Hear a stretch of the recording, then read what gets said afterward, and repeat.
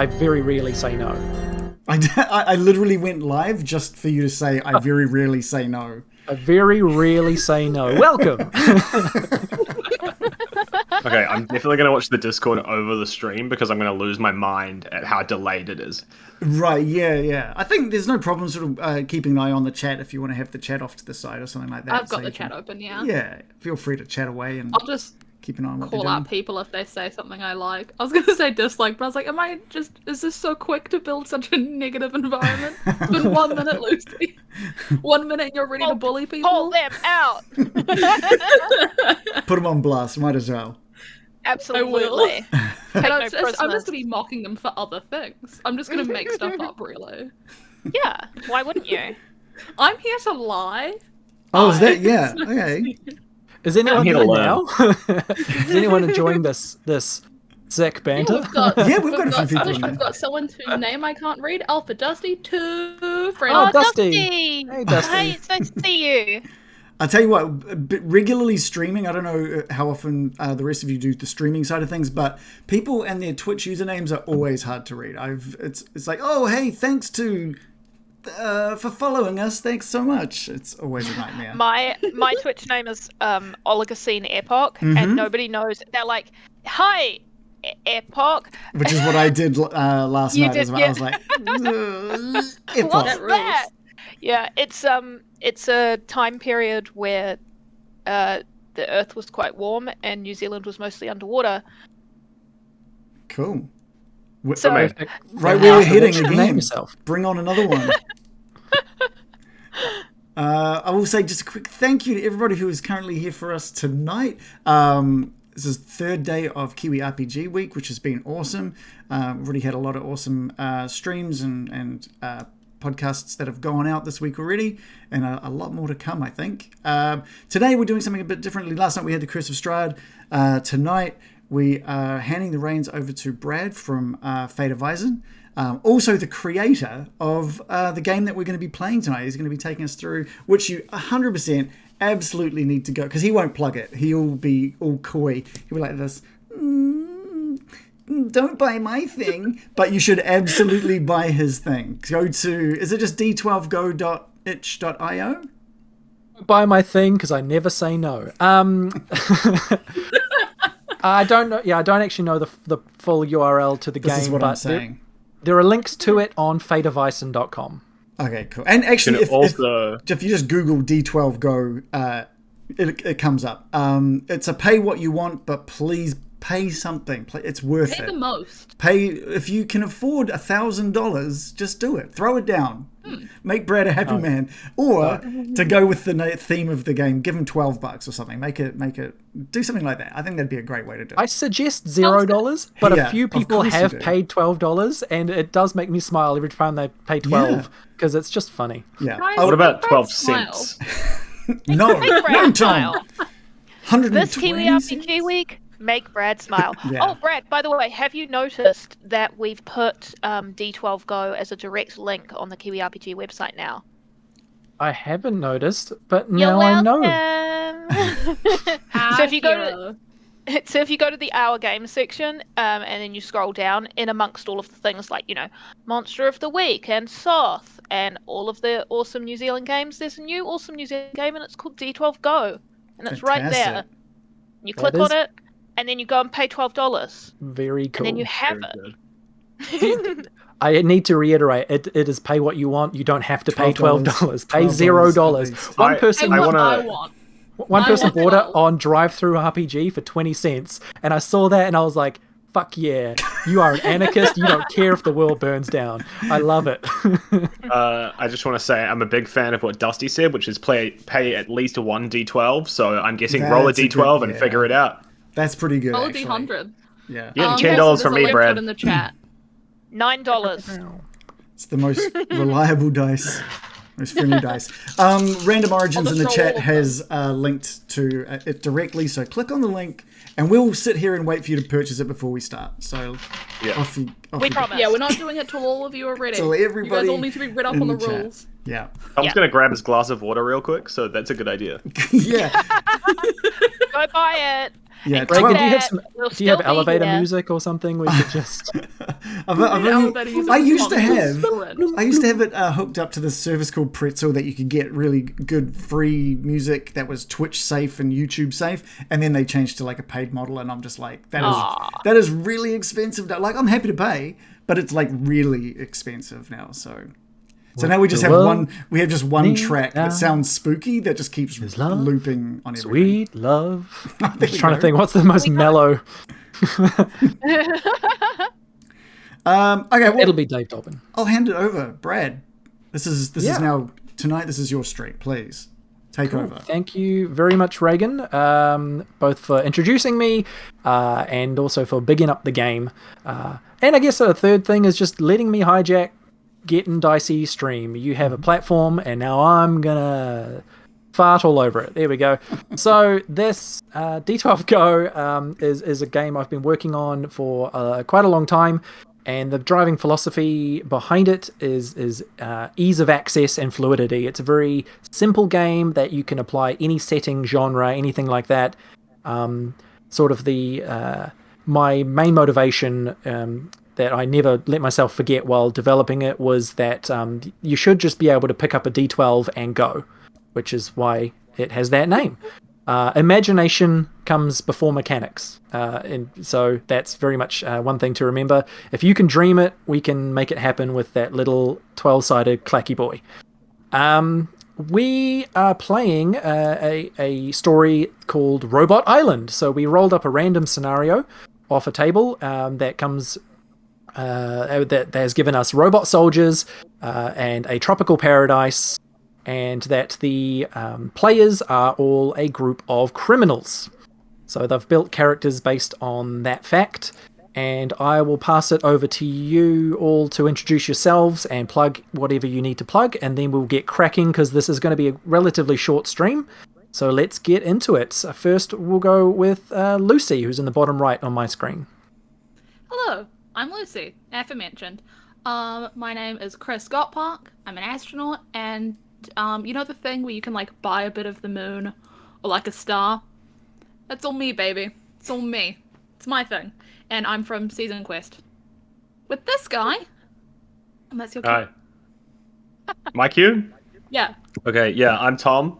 I'm also on Season Quest. I'm playing Boston Dynamics robot called RD, and I'm a criminal. I got into crime through, instead of learning how to dance, I learned how to fight. That's just how things happen sometimes. It's how the cookie crumbles. And Sorry, that's is me. that the plotline of Footloose? I can't remember. It's that one? dark plotline. Dark universe Footloose. So is he one of the four-legged Boston robot dog creatures? No, so he's like an Atlas model. Oh yeah. Which is the standing up guys who can do parkour and dance and stuff like that. He knows capoeira. And What kind of crimes has he done? Okay, so robot crimes are kind of like, there's only 3 of them, and so he hit a guy. Oh, he hit a guy. Which got him straight in the slammer. 1 year. The robot slammer. one lifetime, which is a long time for a robot. And now he's covered in spray paint and stuff because he got really into the whole prison experience. I love he's an artist. He's inked up. I love it. He's inked up. He's not necessarily an artist. He's more just been arted on. He's more of a canvas. But Liz, I really liked your answer. That's so sweet. I thought he might have gotten into art. Honestly, I was just hoping. He might like to paint. We'll see. You'd think it would be easy to avoid just 3 crimes, but here we are. Sometimes the less crimes there are, the harder it is to avoid. That's exactly what they say in your first day on the job as a lawyer. They say, you'd think with all the crimes out there'd be fewer crimes being made. Yeah, you would think that laws would stop crimes, but for some reason there's so many more every time we bring one in. And that's why we're all criminals here. Okay, Liz, what have you got for us? All right, my name's Liz. I play Karen on the Terrible Adventures of the Janderson Breffords Parchment Company, which is 61 characters of pure podcasting goodness. So you have to make sure you write the whole thing out into Google in order to find us. Or just, like, most of the words also work. But it is a nightmare to try and tweet it. I love that podcast name, but I also hate that podcast name. Yeah, it's vibes. You've every time I try and tweet, I'm like, oh no, half of my tweet is the name. Anyway, tonight I'm not doing any tweeting because tonight I am a criminal, and I am a master art thief called Madeline Bonny, and she is so obsessed with the idea of getting famous. She wants to be one of those famous, like, heist, cool thieves that everybody talks about. They're like, oh, that's Mad Bonny. She did the Indian sapphire. But unfortunately for her, she carries around a bunch of basically bullshit, and she can't stop dropping random things at the scene of her crime. So whenever she says, oh, I did the Indian sapphire, I stole the Indian sapphire, everyone's like, no, you didn't. There's some person dropped a red rose at the scene. Did you drop red roses at the scene? It was some mystery art thief. And so she's cursed with never being able to be famous and getting onto a really cool YouTube interview with, some guy who asked her how she did all of her heists. It's a sad life. Sounds sad. I mean, all I can think about is how, it sucks that you'll never be in the ranks of celebrities like George Clooney, Matt Damon, people who really are famous for the heists. Exactly. And they didn't even do a real heist. Yeah, that we know of. Coming to? You're right. Hey, they stole our hearts.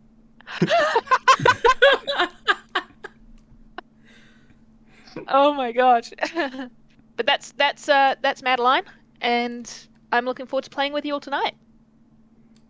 Hooray! Hooray! And last up, we've got Reagan. I'm Reagan. I am the DM for Getting Dicey, the channel that you are currently watching. Although it's all Brad. It's all Brad tonight. Let's not take away from that. Tonight, instead of DMing, I'm a bit of a forever DM. I will be playing Joey Melanoma, a bit of a mafia. He claims he's a big time mafia guy. Hey, Joey Melanoma. He claims that he's living out 8 life sentences for the crimes that he's done. And he also claims that he's spent 45 years in prison so far, even though he's only sort of in his early 50s. He also likes to say, I'm known to dabble in a bit of hyperbole. Eh? Does he know what the word hyperbole means? I think yeah. It's like it's a big word, and that's all that matters for him. He thinks it's sounds Italian-ish. Yeah. Just like a surname. He thinks it's a crime. Mama making a hyperbole, so good. Secretly, just he's also a bit of a coward, to be honest.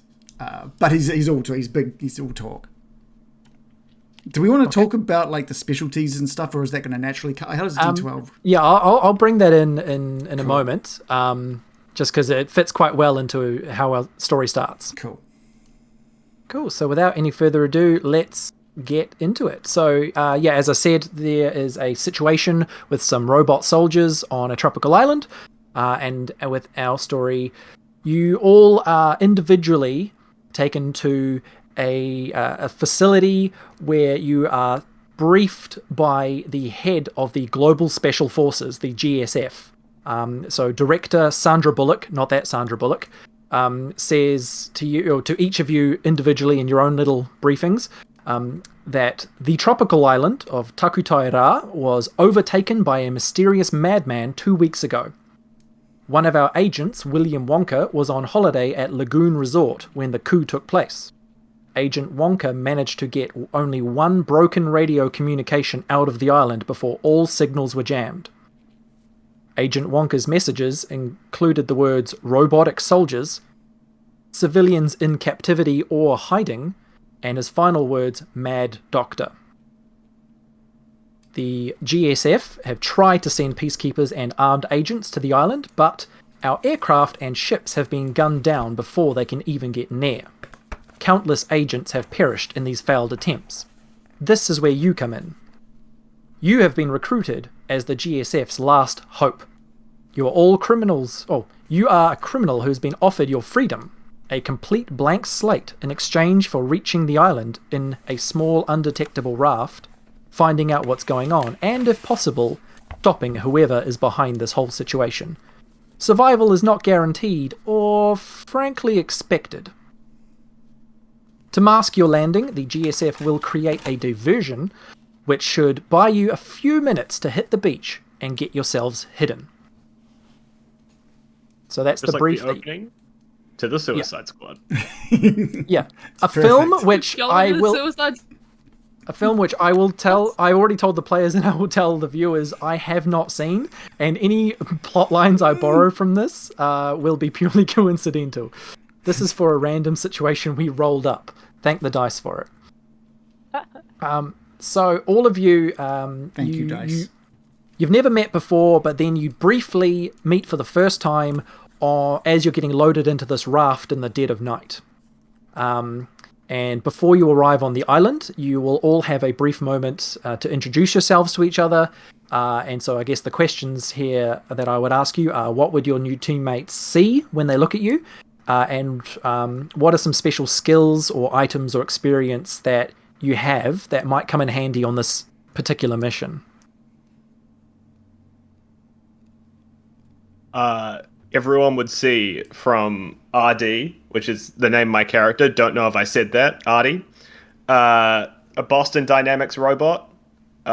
Spray painted, covered with like cool little, tags. And straight on the chest, a little hatch, which Artie can open and close at will. Artie's got like a smile spray painted on his face. And he just looks happy to be here. I was going to say cute. What special skills or equipment do you have that you think would help in this situation? Yeah, so Artie's got like a toolbox with like basically a smorgasbord of different things that he thinks will be useful, like a screwdriver, a hammer, a gun, other things that you might find in a toolbox. We'll cross that bridge when we get to it, I assume. So he's like a Swiss Army criminal. Exactly, yeah. It came built into the kit. The gun is custom. Custom gun. Nice. Okay. Yeah. Okay, who's next? You'd also see a kind of a small, unassuming woman, average height, average weight. She looks extremely ordinary, and she looks extremely grumpy because she is dressed in her full heist outfit. She's got the black. She's got all the straps on her. She's got all of her climbing gear, and she's got her big old backpack on. And she's obviously been recruited for this mission right in the middle of a heist. So she's extremely angry about that. But she does turn to the other two humans, and she kind of lowers her voice to a whisper, and she says, "Oh, didn't that lady say that there was going to be robot soldiers? We already have got a fucking robot soldier here. What's this guy doing here? What? Are we meant to work with a robot soldier? Or are we meant to just take this one out right now as a practice run?" Oh. Joey is slicked back here of what he's got left anyway. It's thinning on top, and he's just slicked it all back. He's wearing quite a nice suit though, bright red shirt, bright red tie underneath the shirt as well. And he's just he's got a little like a small knife in his hand, and he's just been picking at his nails with it. And he's hearing what you're saying, Madeline. And every time he sort of gestures somewhere, it's always with the knife. We in the future or something? What are we, robots this, robots that? Now I'm supposed to believe that this one here is a criminal? He's on our side? Come on. What you got there, Tin Man? I have tools. He opens up the tool thing to reveal all of his tools. By the way, Closes it. I find him so charming. He's Joey has like a lot of knives. He's a knife expert. That's definitely one of his specialities. It's not just this knife in his hand, which is like a small pocket knife. Not that you know yet, but he's got plenty of knives in all the places he could reach to in an emergency. Sweet. Very, very knife ready. He's very knife ready. Oh, to be knife ready. Just a dude, a little bit older, pretty cool looking. Got a stash. My main thing is I'm in a very stylish, like definitely style over function spacesuit. It's the fit. Can they see your face, or is it like an opaque dome? It's so it's not the dome. It's just like the jumpsuit bit. No, no dome for anything. I need to be able to see people. I'm gonna be honest. I trust the robot. I've been working with robots for so long. You know, up in space, so many robots. I trust this guy. I like this guy. Appreciate it. Spaceman. As long as you don't go around this island trusting all the robots, or we'll be dead. And I'm not going to be dead until I fucking get on TV, alright? And that's not what's going to be happening here. You could be in the obituaries.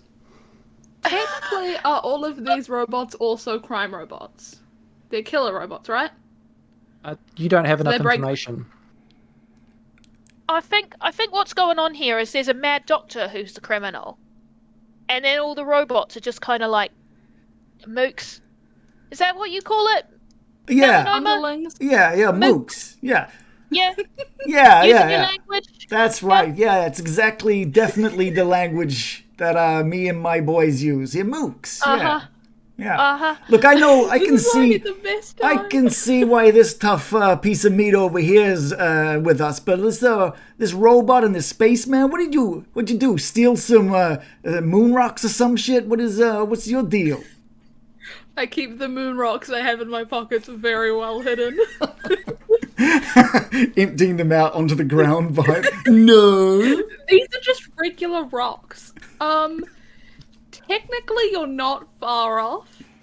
But it's not that I stole the rocks, really. They, for the most part, stayed in their place. It's that I stole a lot of money from the common people, so I am the worst type of criminal. Oh, yeah, you sound real tough. Yeah, real tough. I'm sure if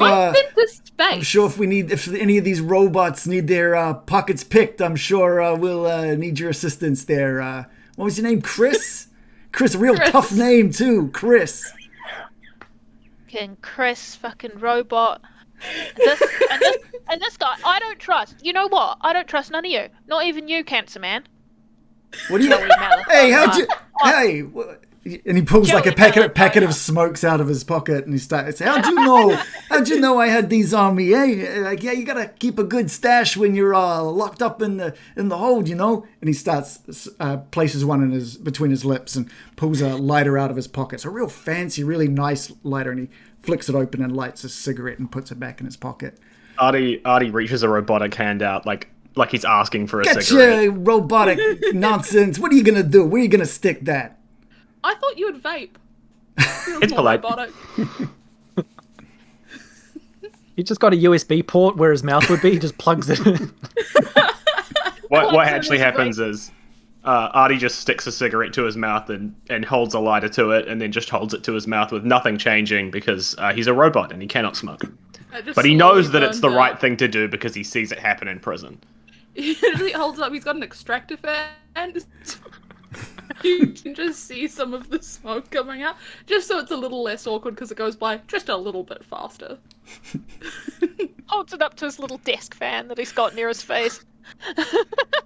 Okay, so the raft is drifting slowly towards the shore, and just in the moments before it washes up onto the sand, there is a huge explosion about 1 kilometer to the north of your landing point that lights up the night sky.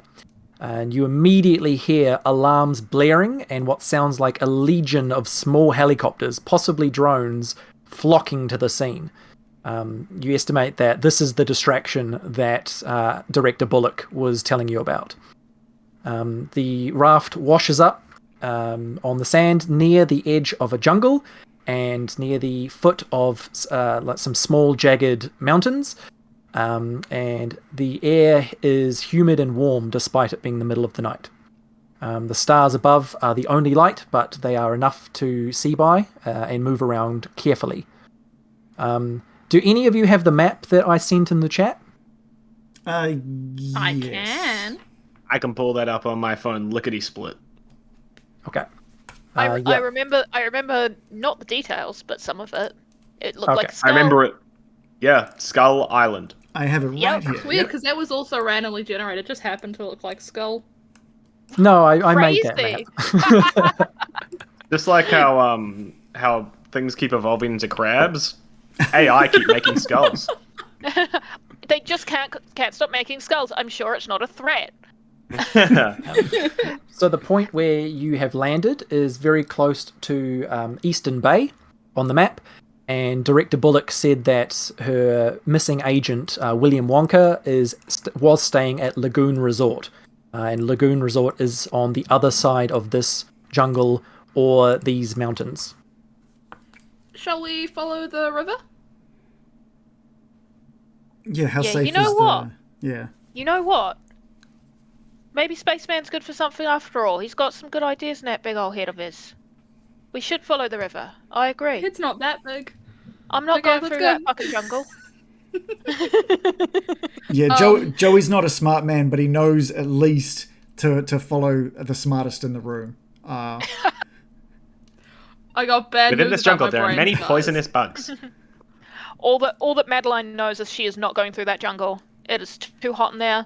Her makeup's going to get ruined. Her hair's going to get all frizzy. She's staying by the It's river. not camera ready.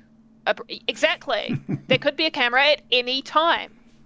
Okay, so On a you've raft, all... right? Shall we upstream? Just paddle real hard? Yeah, we could. You're a robot, you paddle hard. We could get this raft up the river. Yeah, we could make that happen, right, Tin Man? Yep. Yep. I mean, you're not gonna get tired, are you? I'm gonna get my suit wet in the back of this thing and flutter kick my way up this river. No way. Get your hands in there, boy, and see what you can do. Okay. Well, and I guess I'll paddle. I tell you what. All right.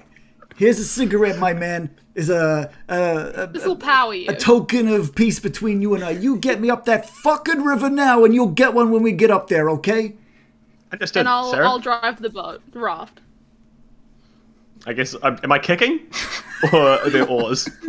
Can you dunno, swim? You're I a have no idea. robot. Yep. This I'm pretty is, heavy. Yeah, this is a very small raft designed to be as undetectable as possible. It has no mechanisms on it whatsoever. It is just basically a floating buoy that fit all of you on it. You can try and paddle this upstream, but it's going to be very difficult. So the concern that RD would have is rust, but RD must do whatever a human tells him to do because that's his what's it called? Fucking Directive? proxy directive. Yeah, I don't know why I said proxy. That's what I'm robots like do. a child or whatever. So he would do it even out of fear of rust.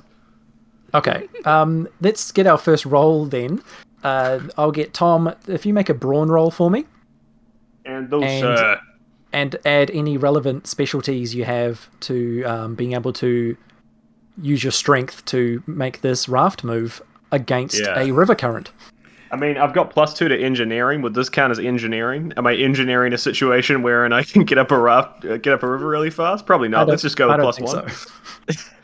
I'll go with a 4. How does a 4 sound, Brad? A 4 sounds like a failure. So yeah, it sure does. Yep, you Probably because I'm very heavy. You put whatever body part you deem appropriate into the water, and you try and propel this thing, but it's very clear that it's not going anywhere. Yeah, my pistons don't move that fast. I just sink and walk up onto the shore. Well, no cigarette for you, my man. No cigarette. Maybe next time, eh? Next time you do something that can help old Melanoma out, maybe. Okie dokie. Are you bribing us? There's so much bribery going on. We are criminals. Yeah. Yeah, I'm not really surprised there, love. Alright, well... Ah, fuck. And Mads gets out into like the ankle deep water and sloshes her way up onto the beach. And she stands there and she goes, "It's not like I chose this. Fucking hate water. It's why I operate in cities. Not out in the tropical jungle. This isn't where I belong. I belong in museums, stealing shit." We could Alright, always just follow the river on the shore.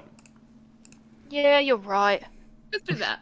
God damn it. And Joey starts like taking off his shoes and his socks, rolling up the hems of his pants as he leaves the raft and splashes down into the water and walks up onto the shore.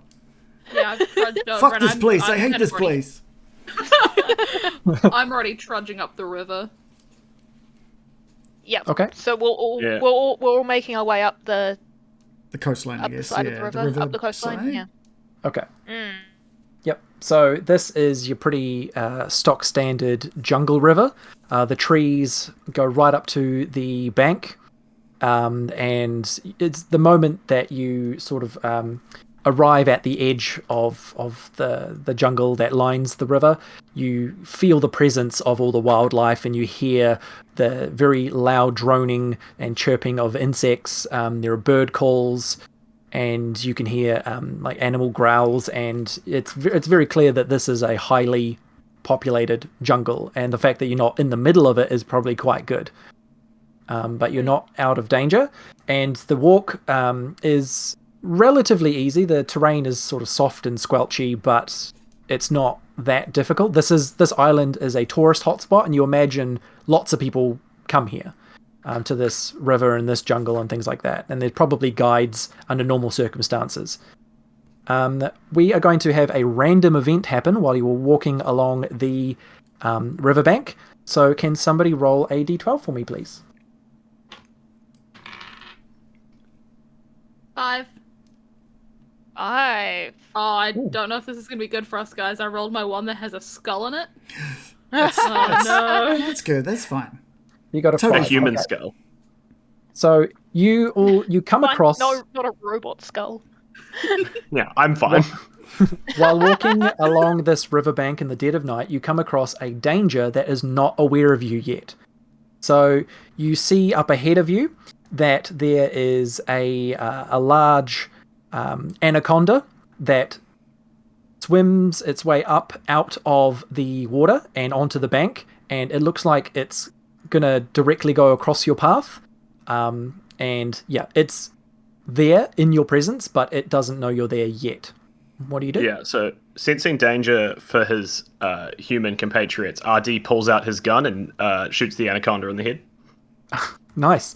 Okay, straight up, make me a precision roll and add whatever other specialties you've got. I'll add my +2 to weapon usage, Brad. Nice. Okay, and it's going to try and avoid that. It's going to be a 9. Ooh. It's pretty good. Okay. Yep. So it wasn't aware of you, so it's acting with a -3, but it's still got a total of 11. Great.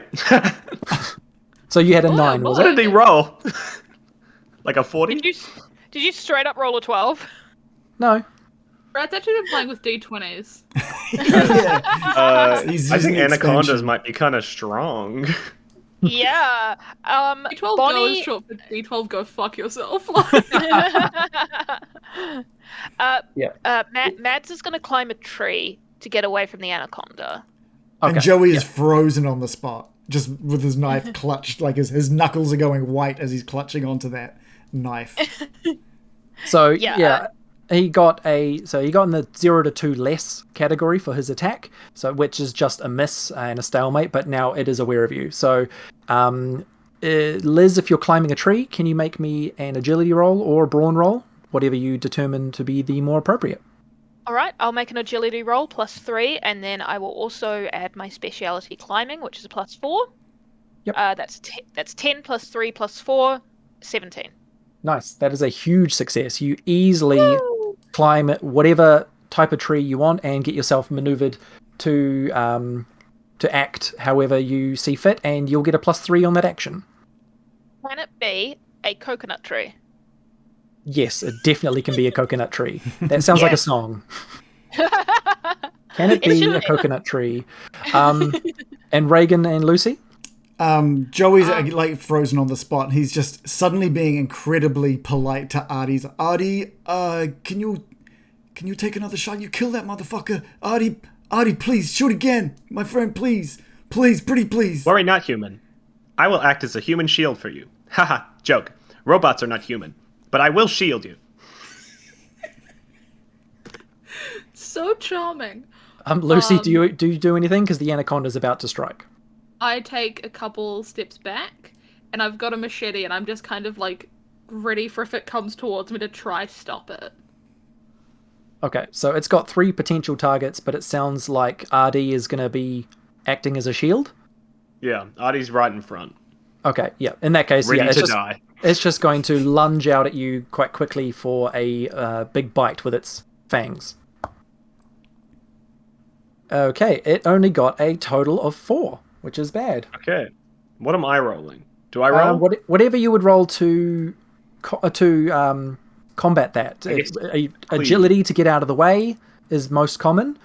Yeah, I would probably go for an agility roll to try and, I guess, push it out of the way. I'll use my capoeira here. Okay.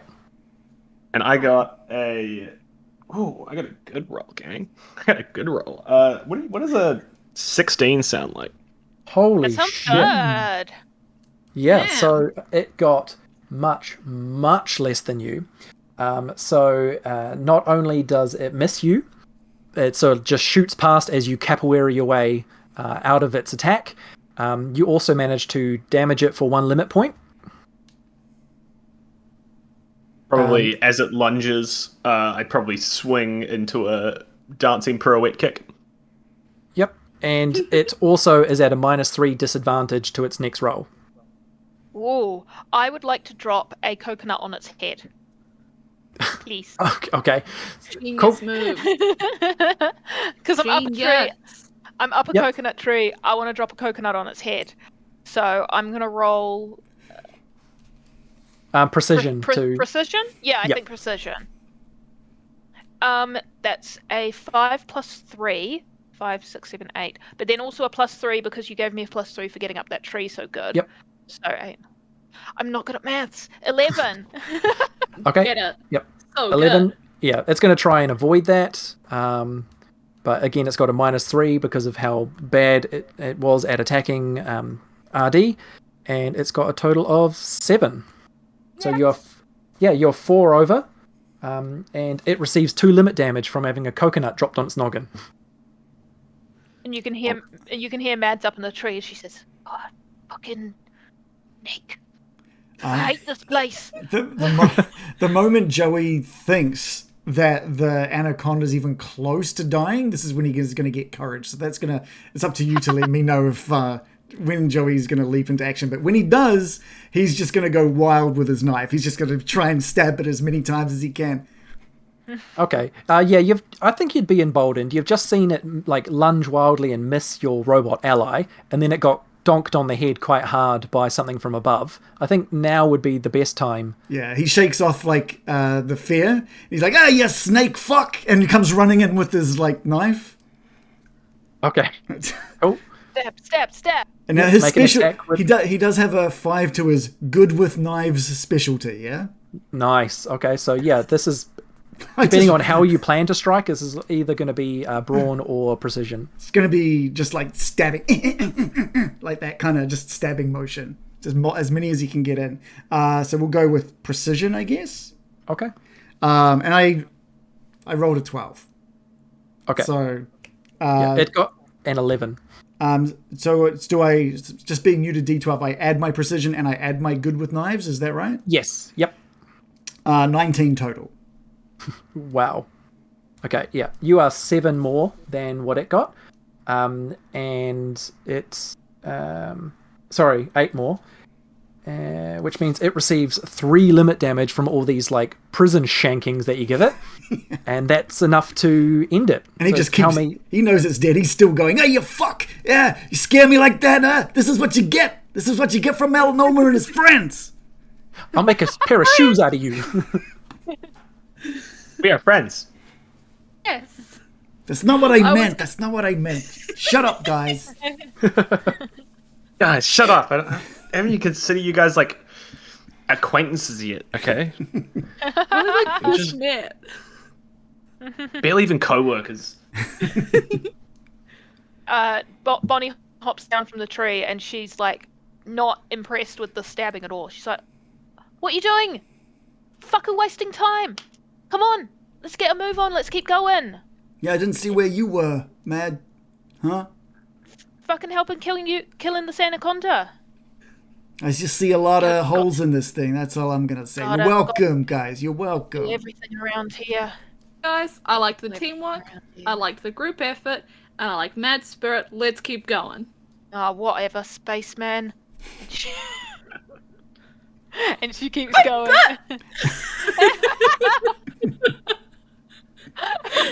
I can't believe an astronaut's getting bullied. This is unfair. Astronauts are cool. Fuck you, Neil Armstrong. And the other guy. London, all right? What do you do? What do you do? Lightyear? Yeah, Buzz.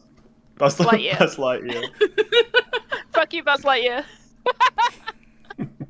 Oh, but yeah, Maddie's leading the group now. Continuing to trudge up the river. Are we on the north side or the south side of this river? The north. Oh, fantastic. We don't have to think Ideal. about crossing it later. Ideal. Yeah, she's just going to keep leading them around the island, trudging forward. Has anybody bought a light by any chance? Because I have built-in lights. Sure hasn't. Fantastic. Because Mad. They're very sure small. Is. You got headlights. Yeah. I got tiny little heads. Do you activate lights on your person, or do you think it more prudent to stay cloaked and shadowed? Artie will do whatever he is told to do. Yeah, something's telling me we want to stay cloaked in shadows here, guys. Just something. I feel it.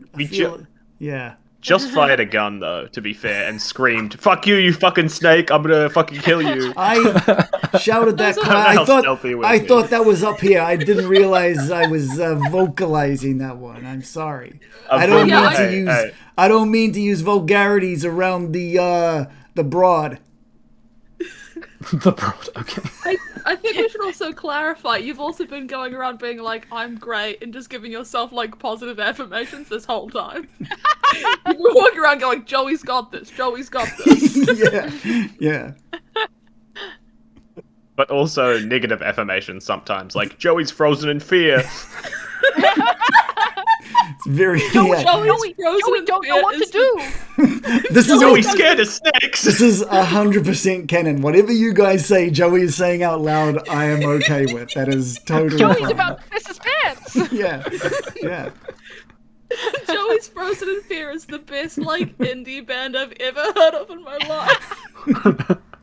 Oh my god, Dude. is that our band name? Yes. Gonna make a list. Brad's on Joey's the vocals, lead we've singer. already heard him sing.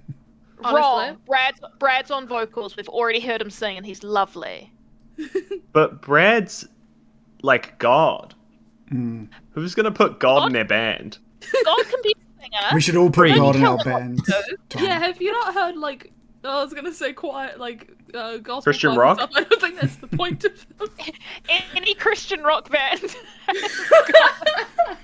Yeah, God always plays backup vocals in those though. I like to think He's a little. this is the conversation bit they're all shy. having as they're trudging through the jungle. Absolutely it is. Absolutely it is. Okay. In that case, can someone else roll the d12 for another random event before we finish the riverbank journey? I rolled a 6. Okay. It's 2 snakes. We're gonna need another knife. Snakes.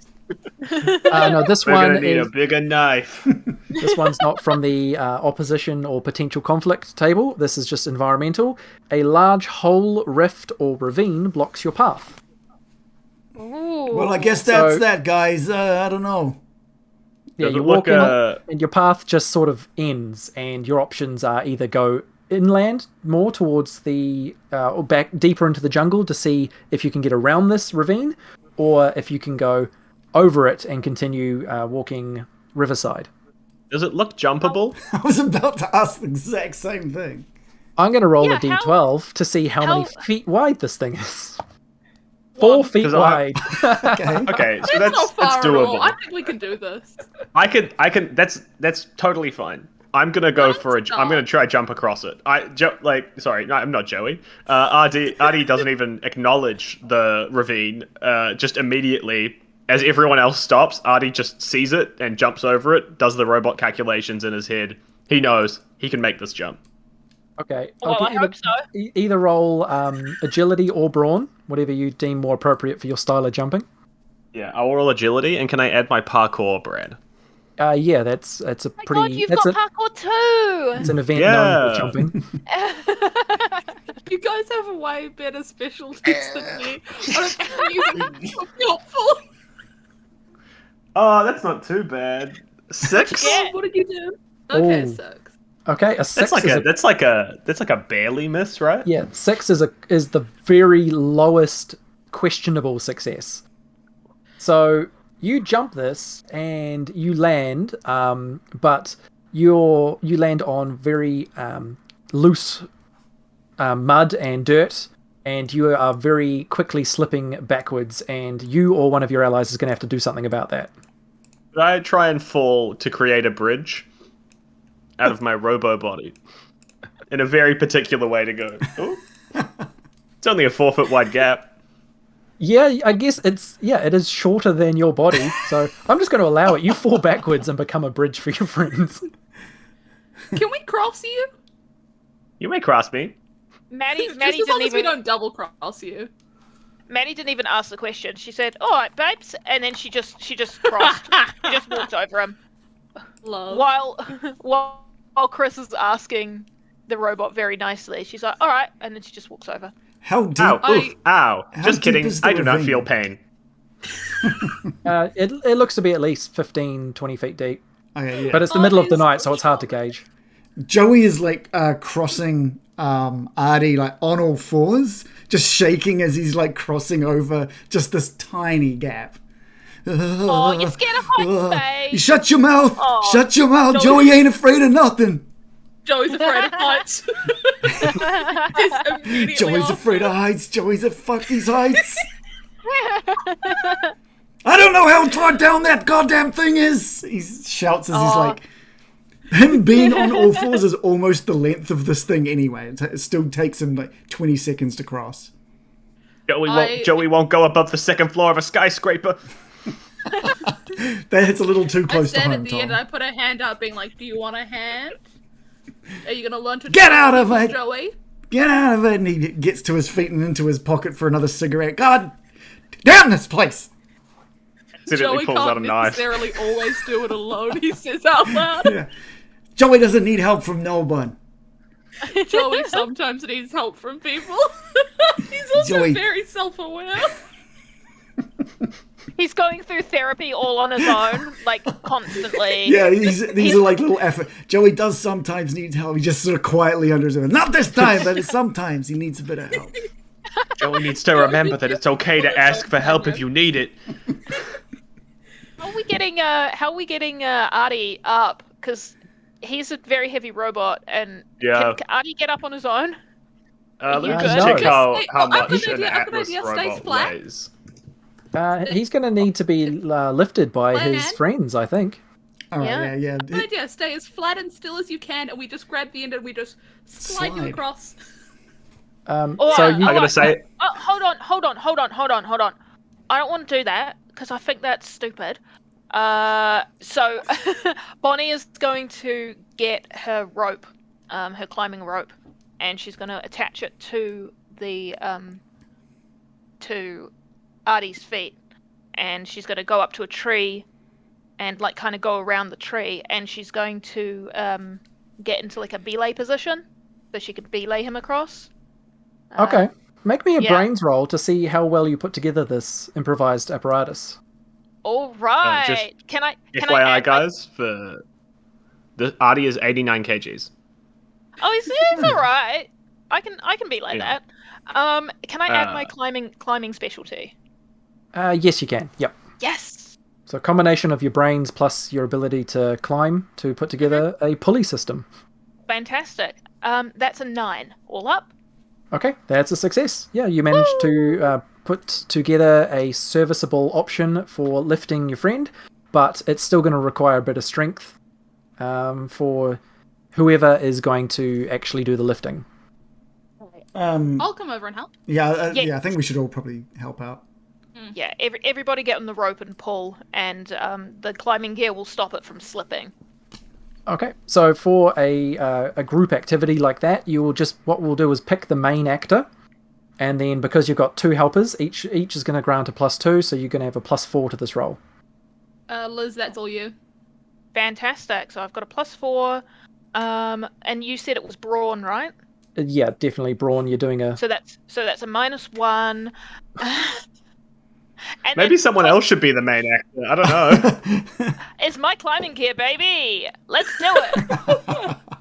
Yay! That's a 9 + 3. That's a 12. Awesome. Yeah, that is a success. All of you as a group pull on this rope, and the pulley system that Mad Bonny put together is enough to lift your robotic friend up back onto his feet on your side of the ravine, and you can resume your journey. Yeah, it has been like back at the factory. Joey offers his hand. Quite a few hours now. Helps Artie up and goes, yeah, thank you for everything you did for me back there, Artie. You've earned this. Enjoy. And he hands him a cigarette. And Artie takes the cigarette, puts it to his fake mouth, and just holds it there, and then drops it to the ground and goes, God damn it, I've only got much. a limited supply of these fucking things. God damn. Picks it back up off the ground and brushes it off, puts it back in his packet. Oh, fucking robots. Yes, a sandy cigarette. Oh my gosh. So it's been a few hours of traveling, you said, Brad?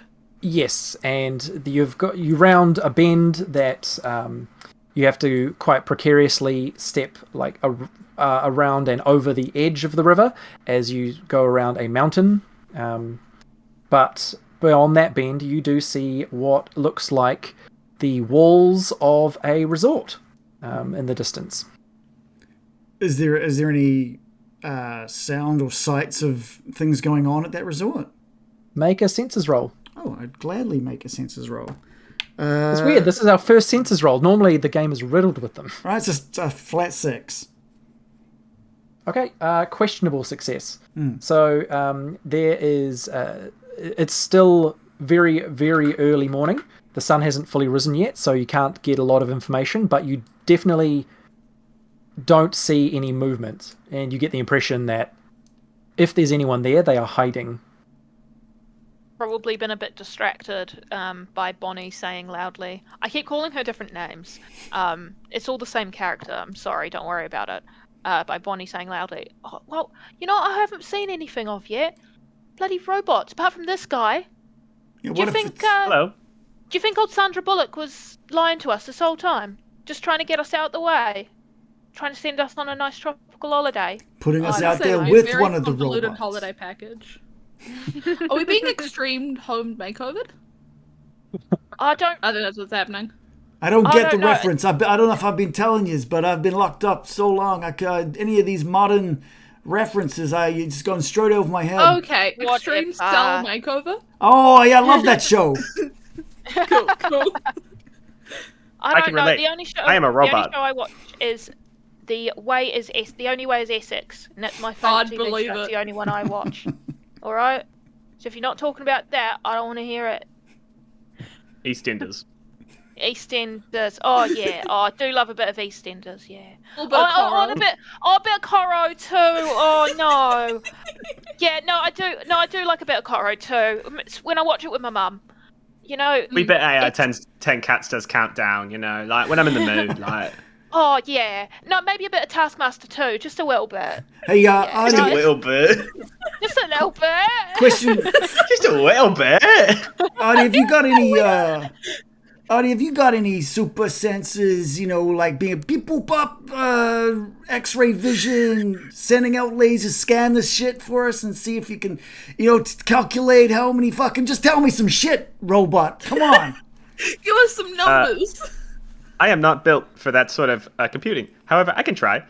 I will look.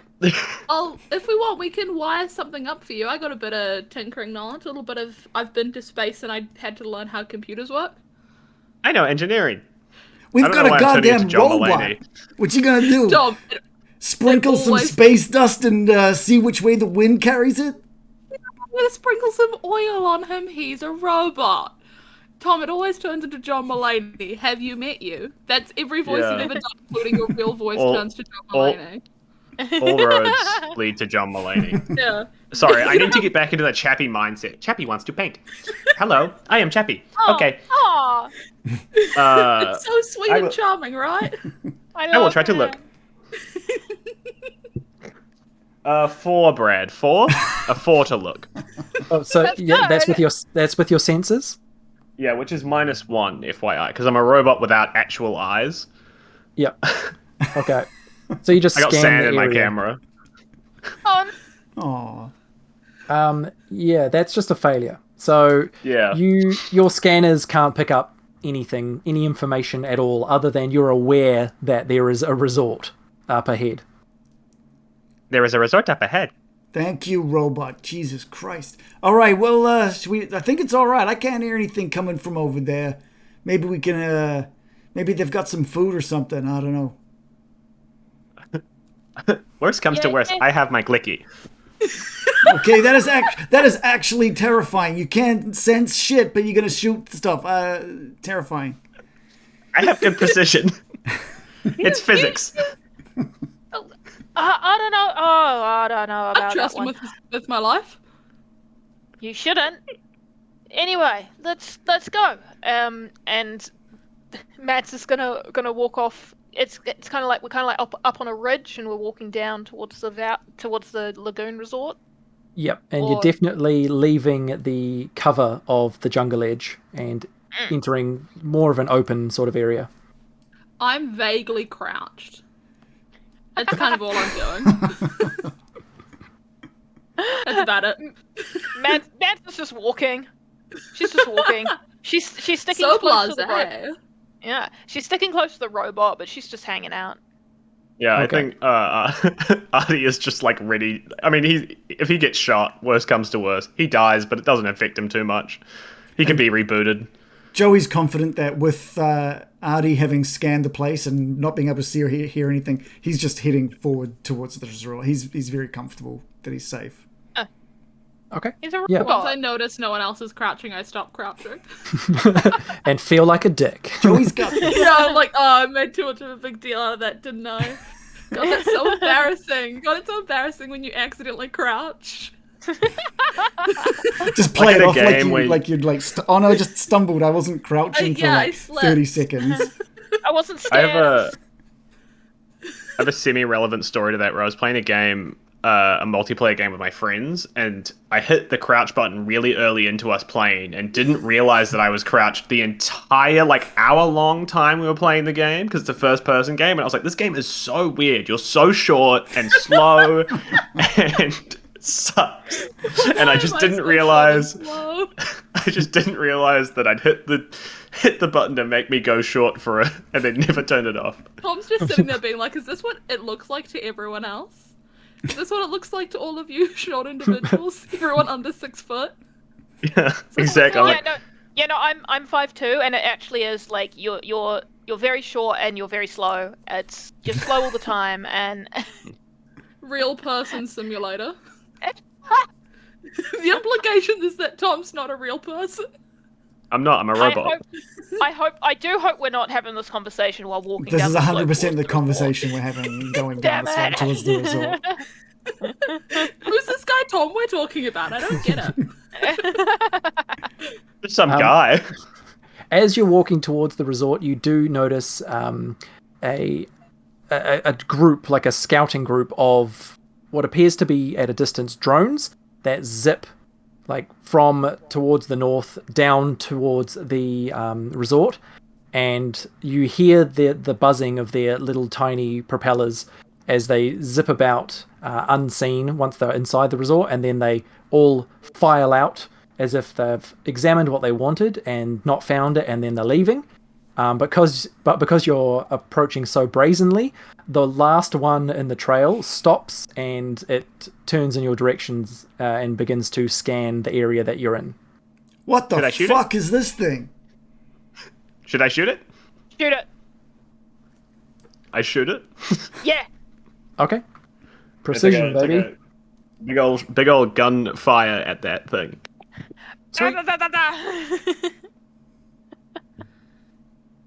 No. Hold on. 9. 4 plus 2 is 6, plus 3 is 9. Okay, 9. Yeah. It got a 10, so you are just in the 0 to 2 Stop left. rolling high, Brad!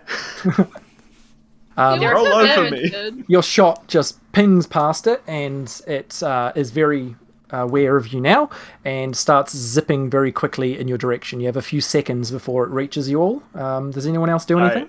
Joey just dives for the side of the path. I missed. Is there any kind of foliage or anything to hide behind, or? Yeah, there's little bits of landscaping and shrubbery. Because I'm either thinking we hide or we pretend that we're all prisoners of Artie. Artie's not going to hide unless told otherwise.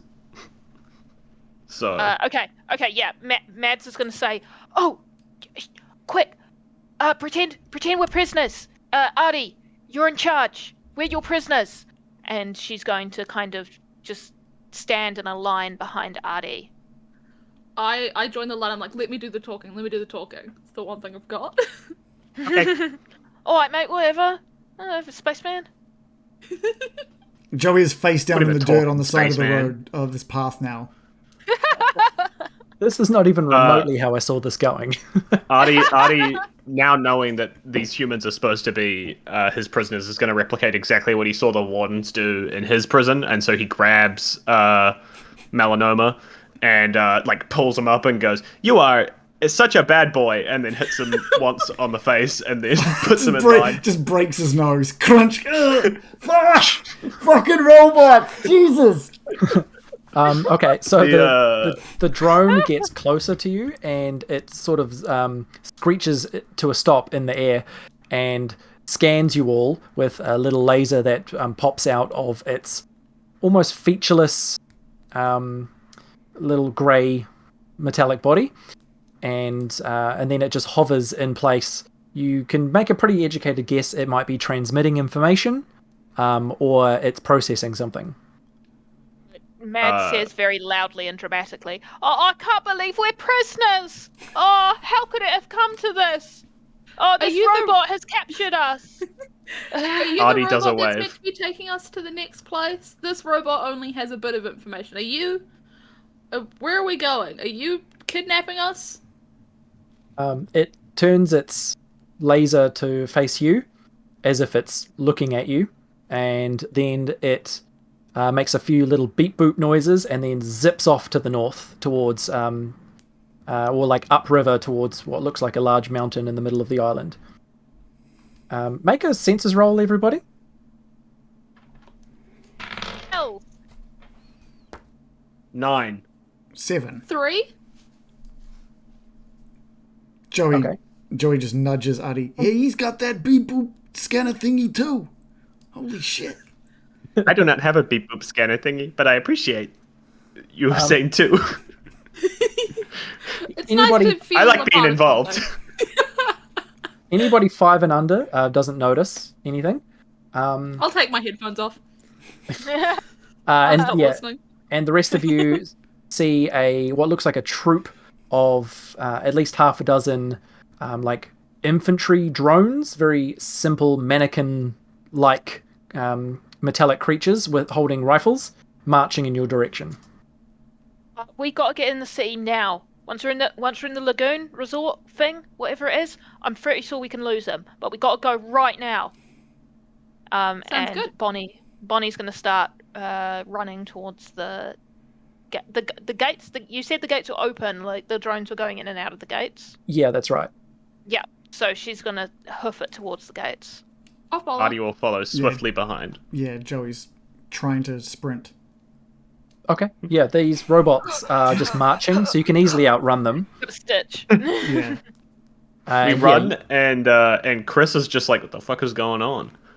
Yeah. Honestly, so glad I didn't see those robots. I would have been so scared. Lucy, though. And Chris you is reach fearless. the perimeter of the resort, and you manage to get inside the gates. Do you close the gates, or try to, or anything like that? Yes, close the gates.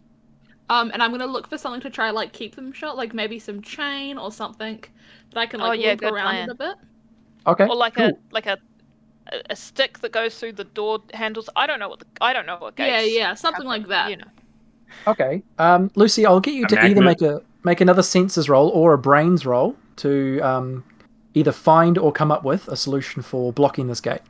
Can I come up with so I can use my +2 to tinkering? Yep, definitely. Yeah. Cool. That is 8. Okay, that is a questionable success. You find That was my life. hey, at least there's success in that. You find like a metal rod that is just laying on the ground that might have been used as a pipe or a weapon or something at some point, and it's got a bit of rust in the middle. It looks like it'll hold, but not for long. Okay, guys, once this is set up, we gotta keep moving quick, alright? Alright, let's go. Understood. So civilians imprisoned or in hiding. Willy Wonka was at the Lagoon Resort. Yeah, you look around at this place and you find it has been heavily damaged by, like, there's big gunshots and scorch marks and things have been trampled and broken and just general destruction. Okay, well maybe prisoners are being kept in like is it a hotel or is it more like separate villas or something? It's like a hotel building. Okay. All right. I jump over the front desk and I'm looking for like a book or something where like guests are staying, like a guest book, some could say. See if I can find his room. That's good. That's good. Yep. Brains. Shiny dice. You have the brains to find the guest book? I leap over this desk and I'm searching around and I just spent 10 minutes scrolling on Facebook. I got a 3. Ooh, okay. Ooh. Yeah, that's a failure. So you're flicking through this guest book and you don't find the name William Wonka. Oh, no. It'll be some look, takes a con man to know a con man. We're looking for something that maybe is a little similar but not quite. Billy, maybe he goes by Bill. There we go. Now we're thinking like a con man. Yes, teamwork. Okay. Oh my god! We're learning the power of friendship. I'm so excited. Joey likes. I like this. Okay, make a brains roll again with this new information of looking for the name Bill. Let's see if this fucking astronaut can find B alphabetically. It's gonna be tough. 6. That's a questionable success. Is that with the help? Is it, or is there anything that can be you added? can add a +2 because 8. he was helping. There we go. 8. Yeah, still in the same tier. That's questionable success I just again. realized it was. But that's okay. You do find a like it's been redacted almost, like someone's drawn a black square over a name, but it definitely starts with B and ends with A. Billy Bonko, he found him. I guarantee it. Yes, let's go. 100%. What room's he in? It says 107 poolside. 107 poolside. It's a nice spot. Nice spot. 107 poolside. Sorry, it looked like you were googling it for a second. Poolside Drive. And Bonnie's going to start looking through. I keep calling her Bonnie. Her name is Mads. Mads is going to start looking through the keys, like the keys behind the desk for 107 poolside. Just flicking through those keys. Artie is going to head to the security office to see if he can find weapons of any kind. Nice. Okay. Not relevant. I was just waiting for my turn. Resort weapon. Without They're going to rolling, be heavily armed at resorts, okay? What if Without rolling somebody anything. doesn't get their mojito frozen enough, all right? They're going to be pretty freaking pissed off. You've got to be That's ready. true. You know, you've got to have something that is the last resort. Tom, you find a closet that Very says good. janitor and security. Great. And if you open the door, you find just like brooms and janitorial accessories and equipment. But you also find a taser on the floor. Oh, awesome. This will be like the perfect thing for killing robots. And Hey, Liz, you know what? I'll magnet that to my hip. are you rolling to do what you were doing? Yeah, I would. I think I would be rolling. Like would it be a brains and sensors is both the same thing. Brains, precision. I don't know. You See would, if you can find a key that you know personally. if you're looking for a key, I guess sensors. You just want to see what Okay. you find and if it's the right information. Oh, that's a 12 Nice. plus 1, so a Love 13. this for you. Yeah, that's a Thank success. You find a key that very clearly has like a circular tag on it that says 107 poolside. All right, let's go. Where's that fucking robot? This is when you've noticed, like, Artie! Joey's been, like, over your shoulder the whole time you've been, like, searching, because he's not really... He's looking around, but he didn't really know what he should have been looking for. Hey, you found it. Hey, nice job there, Madeline. Well, yeah, that was great. Don't What? call What? me Madeline, and don't fucking sneak up on me, all right? I'm not having it. Where's that robot? You were supposed to keep an eye on him. Isn't he your best pal? Look, Isn't he your big bruv? I'll tell you something. Melanoma is no friend to anything what way did he robotics, go? okay? It's all a What bit, way did he go though? I don't What way know, did he go though? fucking, which way is... He walks. Artie walks Artie, into the beep into boop, the motherfucker! space. Over this way! Artie walks into the space. I found a taser. There he is! Fantastic, mate. Great, You're like a great dog who's view. found a stick. Tom, I'll give you three charges on that taser. Okay. Nice. I'll keep that Alright, in my mind because my pencils are in my drawer and I don't want to make a ruckus. I'll got write Post-it down notes. 3 for you, and hopefully I Thank will you. remember what that 3 means. All right, which We'll way to keep it in poolside? mind. The hotel has a pretty standard and easily understandable layout, and there's maps that just have like long corridors that tell you this is rooms 1 something to 1 something, and this is rooms 2 something to 2 something. It's pretty easy to find. Yeah. I'll start So- heading First floor. to Yep. 107 Seventh poolside. First floor, 7th room. Let's go. Yeah. Do. By the pool. I'm imagining. By the pool. So you find the door for 107 poolside.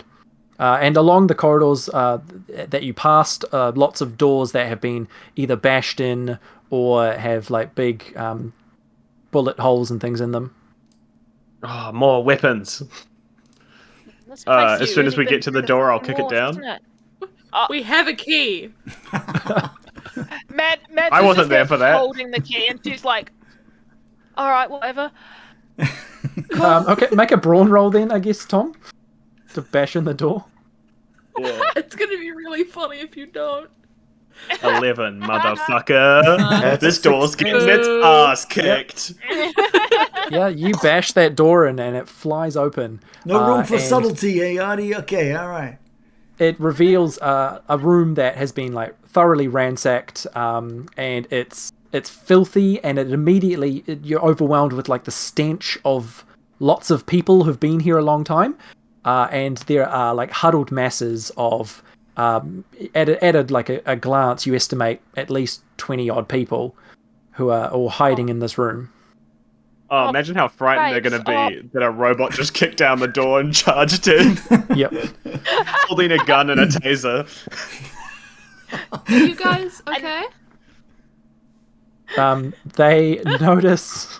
Gonna get Lucy, make a bond roll to try and smooth this situation out a little bit because it got off to a bad start. It's we are here to turn save for you. greatness. That is a 15 in total with the the Oh. 12. Hell yeah, that is a huge success. So you, Chris is meant to make friends. people are like whimpering and crying as they know like their time is up. A robot has just burst into their safe haven, but you save the day by stepping out and immediately calming. They see you, a human being in a spacesuit for some reason, but it doesn't matter. And the sobbing stops, and one person, a human man in a what was probably 2 weeks ago a business suit, but is now like the tie is like covered in blood, and the buttons are open and torn, and he comes up and he says, "Have you come to save us?" We sure have. We're gonna get you out of here. Babes, it stinks in here. Haven't you guys got access to running water or nothing? What kind of hotel is this? It says we're trying to keep as low a profile as possible. Well, that's no. Did you not notice the bots? They zip through here every hour or so. It's no excuse to not bathe, all right?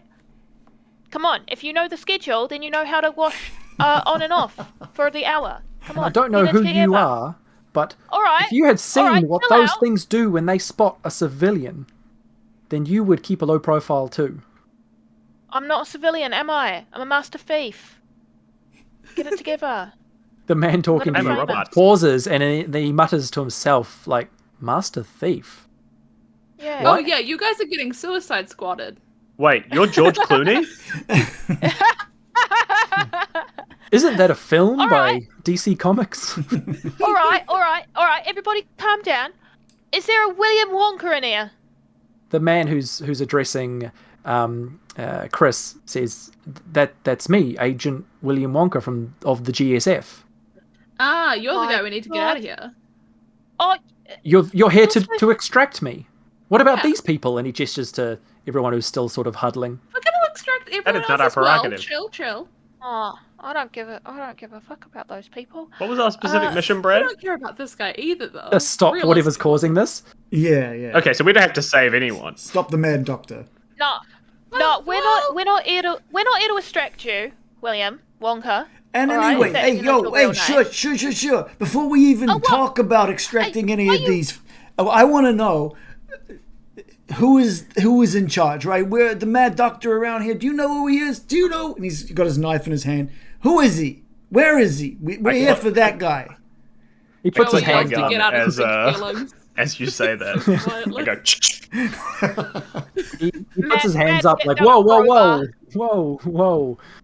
and he says like, "We don't know much, but every now and then the drones, they zip through this place, and if they see somebody, moments later the soldiers sweep in and take them away. I think the civilians are being experimented on. A few days ago I snuck out to the edge of the lagoon just to see if I could learn anything new, and I saw a tourist with modifications is probably the only word I could think of. A laser fixed to his eyes and some metallic body parts. Do you know where they? I had to hide. Do you know where they take him? I need you to say yes to this, because if you don't, guess where you're going, my friend? And then we're just going to be following them, taking your body up there. So you tell us where they taking them, or we might have to use you as a bit of bait. My guy has like a -1 bond, by the way, so... I've only 2 bond here. I've only seen... -2. The soldiers and the drones, they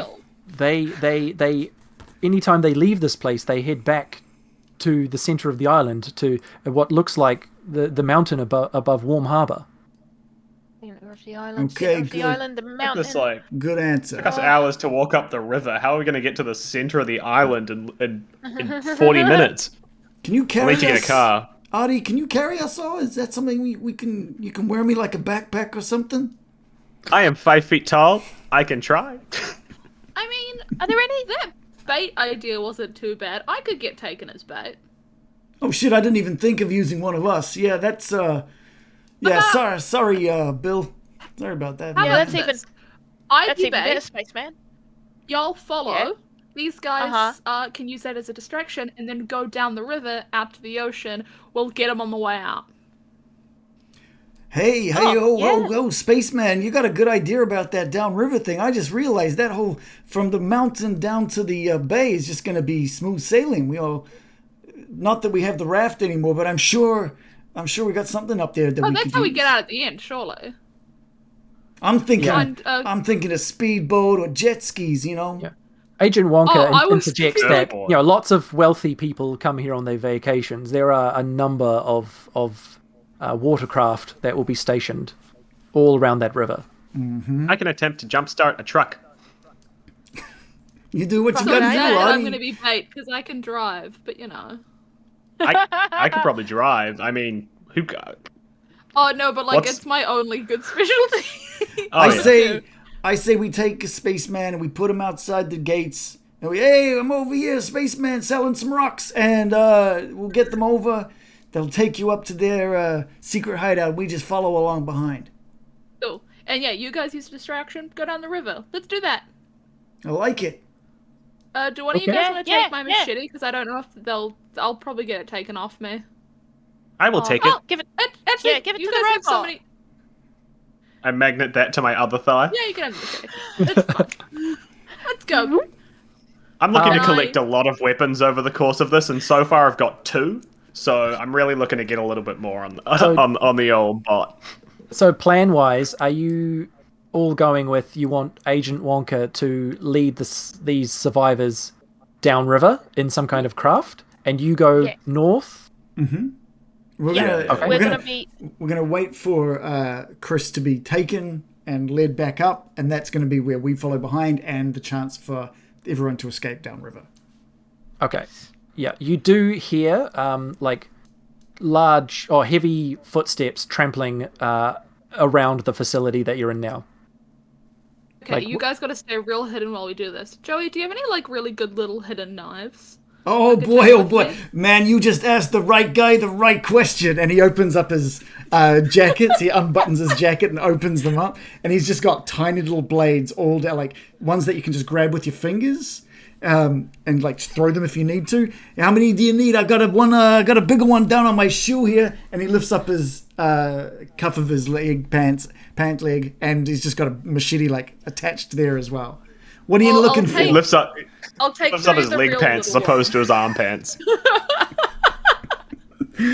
When you're in the mafia, you just want to wear nothing but pants. Pants everywhere.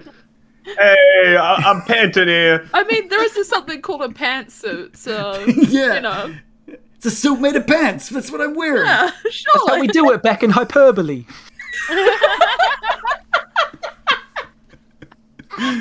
What are you looking for? You wanted some of these little throwing knives? Yeah, I'll take a few of those little throwing knives. Yeah, you can take it. I got a few more in here for me. Don't you worry. And he removes a couple of these and hands them. Really, you look after them for me, Space Boy, and make sure you. I will. Make sure you hold on to those. He unbuttons his suit jacket to reveal small knives, and then he unbuttons his shirt to reveal smaller knives. Yeah. And more pants, weirdly. and then on the other side is watches, hey! Yeah. I've got the exact same things, but with moon rocks. So are you going to leave this room with the survivors and try and make sure they're not found? They can go later with William Wonka. He's a secret agent. I'm sure he can figure it out. He can be secret. I do not care if they live or die. Okay. Nah, neither, to be honest. Yep. Neither. Yep. Alright, we did what we came here to do. And, you hear the robots are very nearby. They're a few rooms away. Okay, I'm gonna go out and pretend I get caught. Yeah, go make a lot of noise.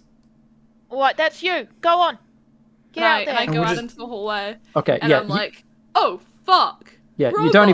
you don't even need to make any noise. You step out into the hallway, and this troop of 12 robot soldiers all turn in your directions, and they're very reminiscent of the droids in the Star Wars prequels. Roger.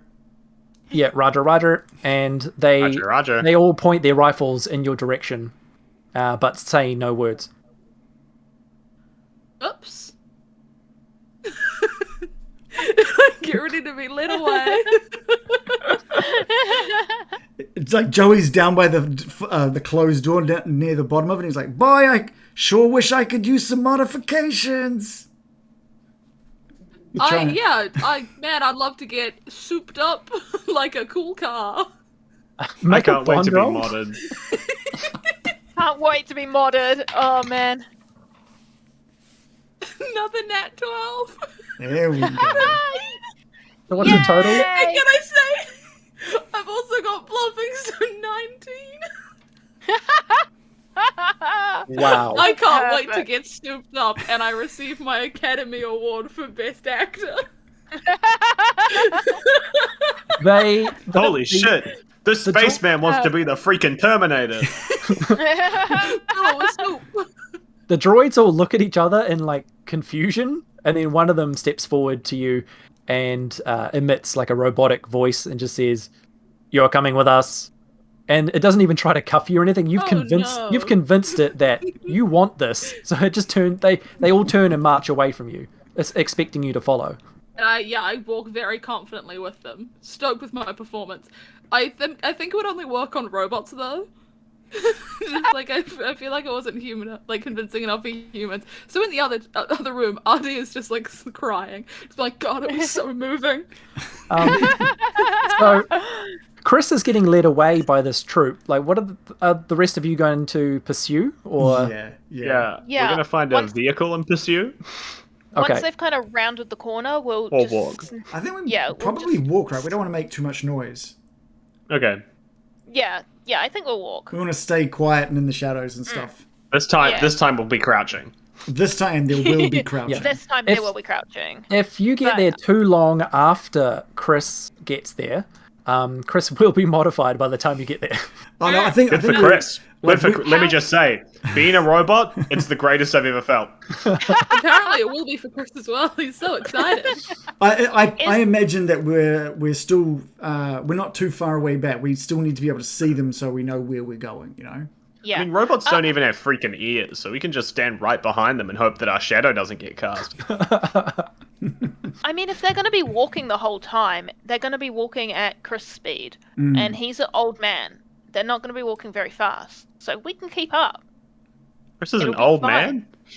Yeah, he said he had nearly 60. So what the fuck? From memory.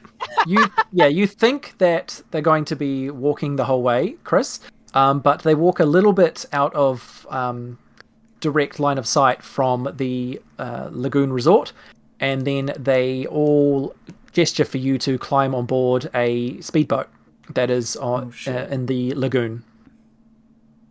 Okay. I get on the boat and I'm just like, I hope my friends have my back.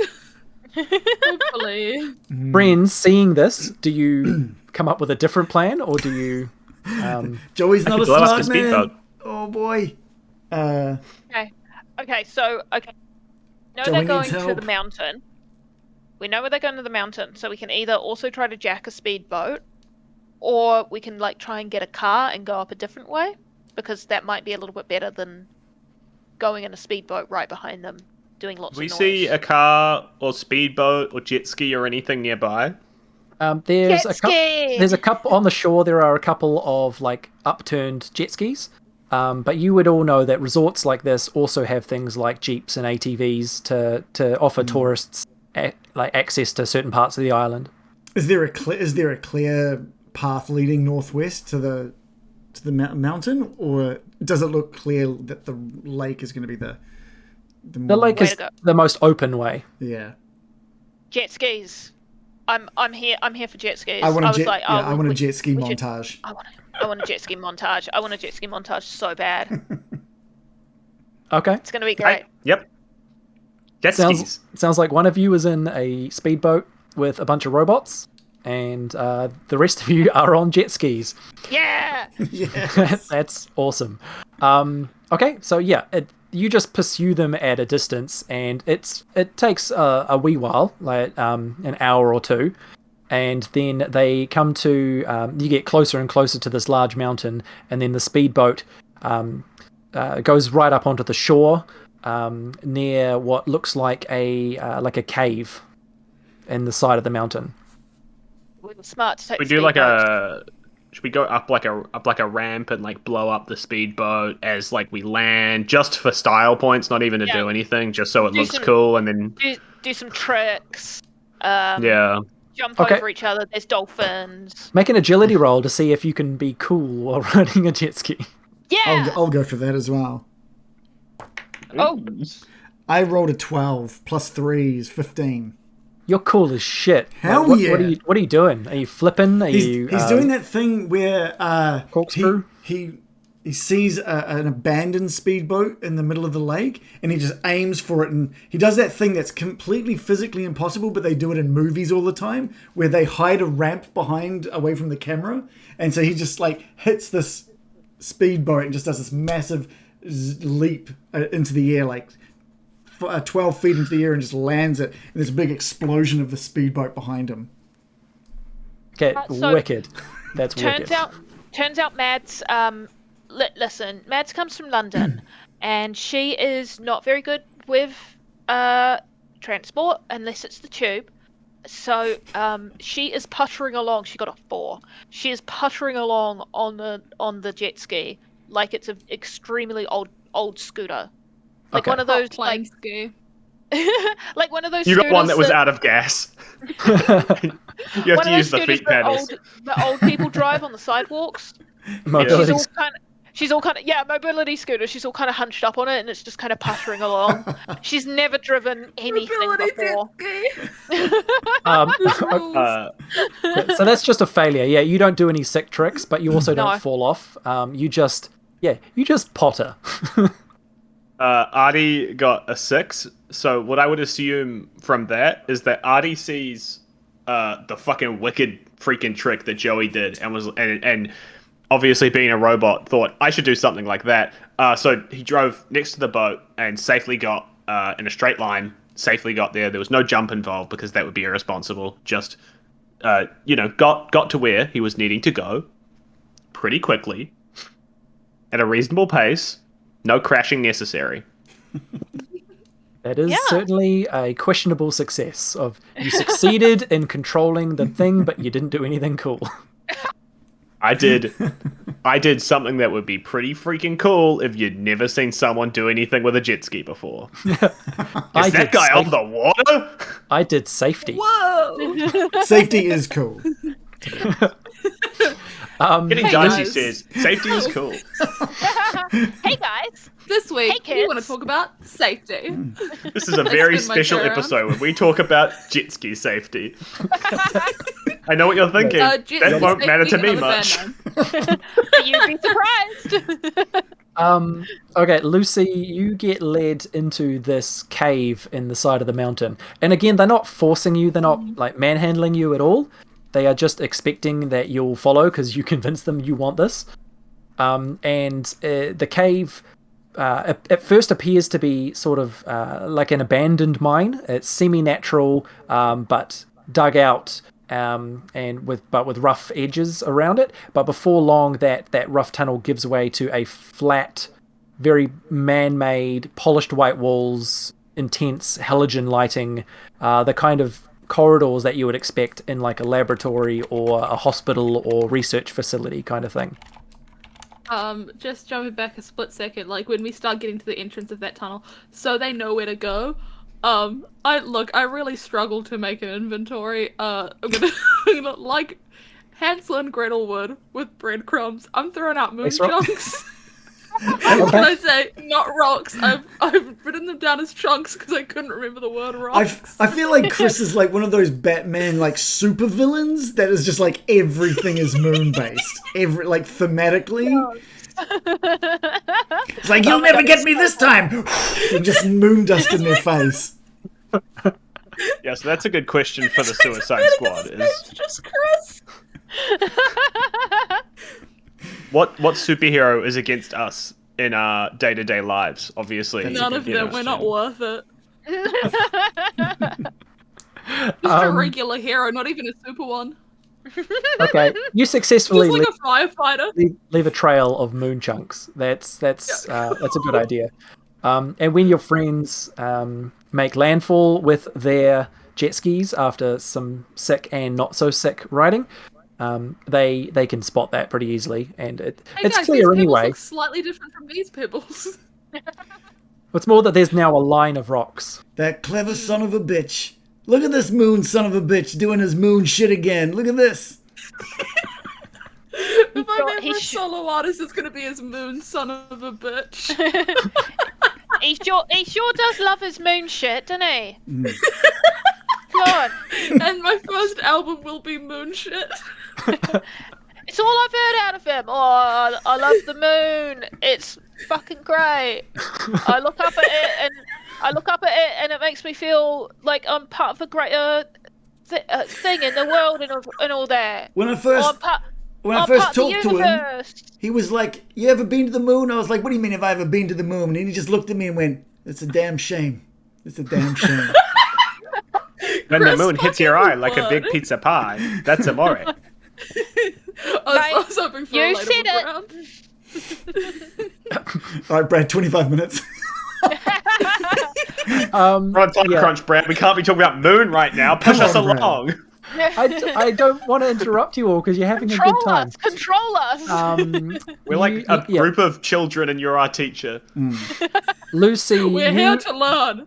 You and your robotic honor guard at this point are led, are going down this long corridor that is going deep and deep into this mountain, and it leads past several locked windowless doors, and then the corridor ends at a large industrial open-air elevator just surrounded by a mesh grate enclosure, and the gate... What's so great about it? Hey, this guy. And the gate for it opens up, and allowing for you and your soldiers to embark into this like wee great space. Yep. It's fine space, as Tom put it. I'll get in, sure. There's good enough space. It's okay. I'm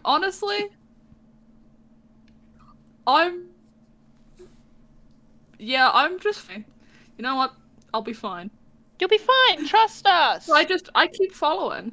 You know, when's Matt's ever steered you wrong there, babes? In the last 2 hours I've known you, not once. Exactly. And that's a don't worry about it. 100% hit ratio. I'm feeling pretty good. I will walk into that grate with confidence. Okay. Yep. You enter the elevator, and the mesh grate gate slams shut, and then it starts rising up and up and up, really, really high, and going through a like the elevator shaft is just like carved out rock. And the rest of you reach going to the highest level? Make a bond roll to see if they'll talk to you. Hey, which level are we going to? I just love to learn about infrastructure, so I'd just love to know. Dude, I'm in love with this dice. The second it rolled a 12, I didn't stop rolling it. That's another 12. That is 15 again. I love making friends. Nice. Yeah, that's all I need. That's a huge success. All the soldiers, it looks like they're not built to even do this. They drop their holding the gun up posture to like lower their to go at ease, and the closest one to you, almost like a sigh of relief, just like you've bonded with him, and it's like, I'm your mate now, I can relax. And it just says, there's only one floor in this facility, and Dr. Future is waiting for you. Dr. Future! Dr. Future. That's a lot of name. That's a lot of name. I love that name. I kind of nod to myself. So much better than Dr. Prison. Yeah. And dude, leagues ahead of Dr. Past. And I'm just like dancing into the elevator music with my new friends. And I assume because we're so bonded, they're dancing with me. They're doing the robot.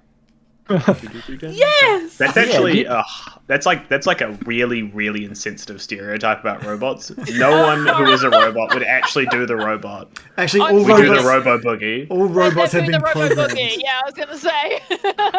Lucy briefly on this elevator has a disco in which an astronaut is dancing with 12 robots.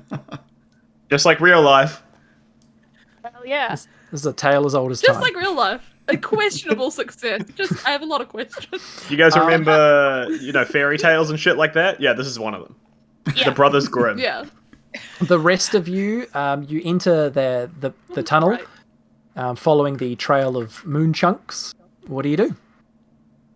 I guess we'll hit the elevator button. Yeah, is there anything? Can we sense anything between us and the end of this path? Like, how does it feel following this path? Okay, make a senses roll, I suppose. Pick up on the vibe. The Can I look for a gun, like rifles? Vibe check. It's just a 5. Just a 5. That is a failure. This is just a cave that becomes a corridor. It's a 9 from me. Okay. For senses. Yep, that's a success. What were you hoping to find out? Just the same thing. I just wanted to do a vibe check of the area. Okay, yeah, you listen out and you can't hear any signs of movement or speech or anything up ahead. Yeah, Bonny, I got a 2. That's a miserable failure. Every time you're looking the wrong way. Every time Artie goes I'm walking backwards. Every time Artie goes to scan, Joey's just like, beep boop, beep boop. Here he goes again, guys. Beep boop, beep boop. Waving his hand in front of the fucking scanner. He can even do it through this shit. Wait, beep boop, beep boop. It's easy. And Artie, not wanting to disappoint, goes, "We are in a cave." Yeah, good man. All right. Oi, both of you, shut the fuck up. Let's go. Whoa. There's nothing here. Let's go. And Maddie's kind of trying to push them down the corridor because they're just like having a little bonding moment in the middle of a secret lair. Artie is very used to this from training, being pushed over. It happened a lot when he was getting, indoctrinated into... So when you push Artie over, he just falls and rolls down all the way and then gets up at the end of the corridor. All right. Do you think you can do that too, mafioso man? I'm not going to roll on the ground like some kind of robotic nonsense boy. I don't know. But I just want to be honest with you guys just for one moment. I know this plan of mine was pretty fucking great, but I gotta say we sent my knives into some pretty dangerous territory here today, and I just want to make sure that they're okay. You know what I mean? Yeah. No, I do know what you mean. Joey's using a metaphor to hide his real feelings about his friend Chris. He said Joey's scared. Joey's scared that he's never going to see Chris alive again. Bonny says, yeah. You know what? I want to get my hands on some of them moon rocks that he's got. So, and he's already crushed up this shit down here. I don't know how useful that's going to be. So, we should probably get going, shouldn't we? And she presses the elevator button. Okay. There's no elevator at the moment, but you hear like a mechanism jolting into action, and it starts coming down for you, and it arrives, and the grate opens up, allowing you to embark if you want to. Yeah, I'll do that. Let's get in. in. Yep, and then it slides shut, and there's just an up button and a down button. Press the up button. Surely, up. Yep. Surely, it's a mountain, up. Yeah, you're on the ground right now. Yeah, you all start going up. God, Lucy, I hate these things. Oh, Jesus. Lucy, your elevator... Artie rubs your tummy. No, not his tummy! Why his tummy? Because he's getting sick from going up the elevator, giving him tummy ache. I think he's just scared of heights. Whoa. So fucked up. Whoa, Artie, I think it's working. I think this is helping, my friend. Keep it up. I'm no longer afraid of heights. This tummy rub just makes me feel fucking incredible for some reason. I think this has taken me back to when my ma used to like comfort me and shit. Yeah, keep it up. Artie, this is great. You don't have to yes and if you don't want to. I don't know if it's worth it. Chris is having the time of his life having a robot party in the elevator, and then the next elevator, Mads is having literally the worst day she's ever had, watching a robot rub a grown man's tummy. Oh wait a minute, wait a minute, Artie, keep it up, and he's pulling out a cigarette. There we go. Okay, all right, yeah, this is good. Yeah, this is good. An elevator fills with smoke. I want to go home. The only thing you can see is Artie's hand pushing the smoke away as he thoroughly rubs Joey's tummy. Matt's just like up against the door, like, let me out! I don't want to be in here. Okay, Chris so is in Lucy, the elevator being like, I hope everyone else is having just as good a time as I am. Lucy, your elevator ride ended by the grate opened when it arrived at its destination and revealed a space very reminiscent of Dr. Evil's lair in the Austin Powers films. So just imagine like a big hollowed out area inside a mountain where there's windows overlooking the island. And you see, standing near a control pad is a human in a like a mech suit almost, just like mechanical pieces of armor, enhancing his arms and legs and head area, like a astronaut dome, like you would be wearing if you were on a mission. And he turns and faces you, and he just says, "I hear you've volunteered for my program."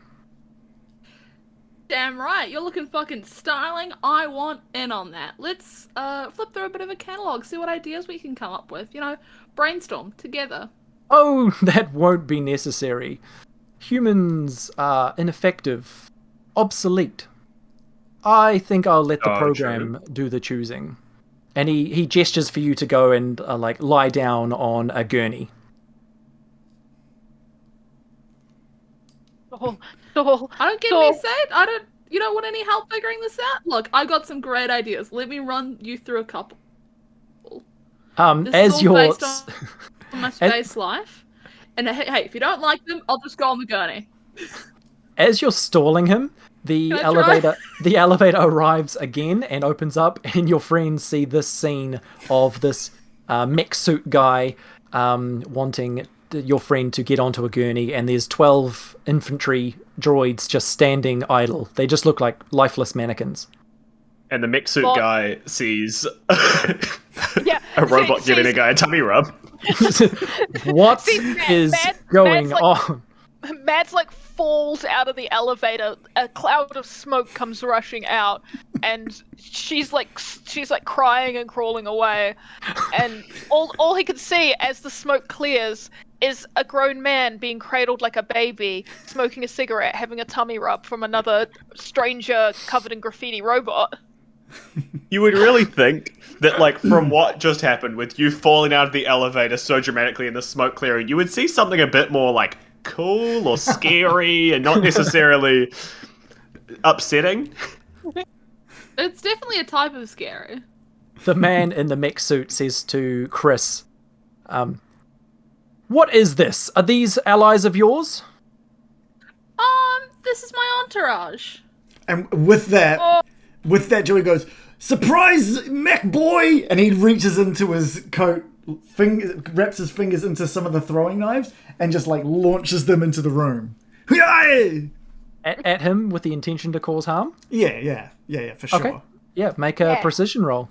Yeah. 11 plus 2 for precision, plus 5 for good with knives. Nice. Yes. That's 18. 18. Good. Yeah, that's it. Okay. Yeah. He only got a 13 to get out of the way, so you're in the 4 to 6 more category. He tries to dodge out of the way, but your knives, you just threw so many of them all at once that a few of them make hard contact with his mech suit, and one of them gets in between a little crack and damages the flesh underneath, and he takes 2 limit damage. And then he says, humans! You'll be replaced soon enough. I would like to, this is going to be kind of a weird role, but I would like to, because you said I gave you my character sheet and you didn't say anything about not being able to have it. So I have a backpack full of random junk. Can I scatter the backpack in front of all of the drones to give them like caltrops of random bullshit for them to slip on and trip on? Definitely, yes. Yes! This is going to put Artie to the test. I'm going to make this an unopposed roll of you're just trying to turn the area in front of them into something difficult. Yes. Would that be a precision roll? Yeah, or brains. I'd argue either. Okay, I'll do precision because that's a +3, and then a +1 to my hoarding ability, which is my ability of hoarding bunches of stuff. Yep. Yes. That's a 10 +3 +1. That's a 14 to scattering stuff in front of the robots to make them fall over. Huge Throw success. the Indian sapphire onto the ground. Yeah, or some of it is stuff that she hasn't successfully managed to hawk yet, so some of it's quite expensive. Some of it's just random things that she's acquired along the way. Like the room key is there, and a bit of wood from the door that she just kind of snapped off as she was going past. And the anaconda. And the It's anaconda. Oh, Yeah. Some leaves from the trees. She's just been putting shit in her backpack the entire time, and that's a there's a bunch of stuff in there. huge success. So you throw this random bullshit out in such a way that the drones all react to it and accidentally like lift their legs and step on things, and that all 12 of them flip comically onto their backs, and they just wildly shoot their rifles into the sky or into the ceiling of this room. And Bonnie's just gonna yell, "Get him!" And she's still kind of crouched on the ground because, she's still kind of traumatized from whatever was going on in the elevator. Okay. Dr. Future, this man in the mech suit, is going to shoot a mini missile in response to Reagan, or Joey Melanoma's knife. So you need to roll something to avoid that. Oh, yeah, I'll roll agility. Okay. Can I help? Because he'll still be in my arms. Can I throw him into the air or something to help out? Normally I'd say reactions don't have help, but in this rare scenario, yes. He's in his arms. Yeah. He is in his arms. 8 Yeah, plus... you're He's in his arms. He rolled a 14. I rolled 8 plus 3, so 11 plus whatever the help is. Is that 2, is 2. it? So 13. Okay, yeah. So Help the bird. you get thrown out of the way, but not quite enough, as this mini missile just nicks you and explodes, singeing like your suit, and you take 1 limit damage. Hey, not my suit! Oh, that's so... I like how his suit gets damaged, and that hurts him. He's like, he's symbiotic with his suit. It's like loss of morale. Just like every single Italian American, if their suit gets damaged, it does actually hurt them in real life. Yeah, it is like real psychic damage. Yeah. I stepped in a puddle. My hospital bills were through the freaking roof. Oh! Oh my god, we got to take this guy down. I don't have a think for just a moment. I've got to quickly deal with something. I'll be right back in just a second. All right. All right, Matt. All right, guys. Okay, so here's my plan. Let's break it down to here, team. Team huddle. I've just seen your suit get injured. I'm like, that's you. That's a person. My robot brain can't identify that is not actually, I'm thinking, holy shit. You haven't figured out clothes yet. Yeah, I don't know what those are. So my plan is that I'm going to charge up and tase him in the neck and then try and use my engineering skill to take out his wiring. What do we think of that? Yes. That sounds good. amazing. So wired. I was gonna do the same thing. I was gonna go with my engineering skill and just try start unplugging stuff. And Joey wants... Nice. Okay, so Joey wants some kind of distraction because he thinks there's got to be some part that's still human in there. Whether it's like a heart or lungs or a brain, he's going to try and, while you guys are all distracting and attacking, he's trying to figure out so he can get his knives out again. Yeah, I was going to say, if that's not distracting, nothing is. Yeah. So Artie's number one fear right now is slipping up on Mads' stuff. Yeah. You're welcome. Mads saw how it fucked over those other robots. Mads is going to go for one of the robots, actually, with her hacking skill. to see if she can get into their programming to kind of take them all out at once, because they're all kind of anting on the ground at the moment, dead anting on the ground. But yeah, I think that's what I'm gonna do. We've got a good plan. Nice. We've got a really good plan. We Sweet. actually stayed on track as well, which is shocking. Lay it on me. So Brad, first thing that's going to happen, Artie's going to charge for seeing this like injury that Joey sustained. Artie's going to charge forward. My fucking soul! As furious as a robot can be, with his taser at the ready to try and stun the mech, get into his wiring, and pull as much out as he can with his engineering skill. I don't know how many different actions you want that to be. Okay. I'll get you to use one turn on trying to stun it, and if you succeed, then someone else will either have to use a turn to do the messing with the programming and wiring, She's only part of the plan. Or if you stun it really, really well, you'll have like time to do this a bit more thoroughly. Okay, so I'm going to use my precision here because I'm aiming for the point that I think will be best applicable to stun this mech. Okay. I feel like that's being pretty precise. Yep. Just a word of warning, you're rolling against a 15. A 15. Oh, yeah? Hey, prick, what does 17 sound like? Oh, nice. It sounds like you are in the 1 to 3 more category, which means it is... your target is mildly affected. So something about Brad just makes me so angry. So it is. It's about Brad, not the fact we're fighting. You have mildly affected your target. It will recover after its next turn. So That's totally fine. You use one of the charges on your taser, and it sort of arcs electricity across this mech suit for just a brief moment. And Dr. Future growls, "You'll have to do better than that, inferior Boston Dynamics machine." But you notice that he's not moving. Like the mech suit is not. Is not moving. I am Artie. I'm like right up there as well. I'm ready to, use this to our advantage. I got a screwdriver. I just start like pulling, like unscrewing stuff and just pulling wires and just unplugging anything that looks like it's gonna make a difference. Okay, brains by the sound of it. Not being very precise. Plus tinkering, right? Surely. Yep. Yeah, surely. Definitely. That is a cool 12. Dirty 12. Nice. Okay. That's a success. He couldn't really do anything about that, so you that was completely unopposed. You do manage to disable. I will say you disable his ability to shoot missiles. Yes. And you disable his ability to fly. Nice. He could fly.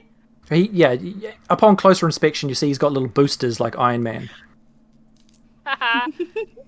They make a spluttery noise, so I know. Yeah, they go pew pew pew. Pew. And I say a witty line like, "I'm the one who's meant to have space flight."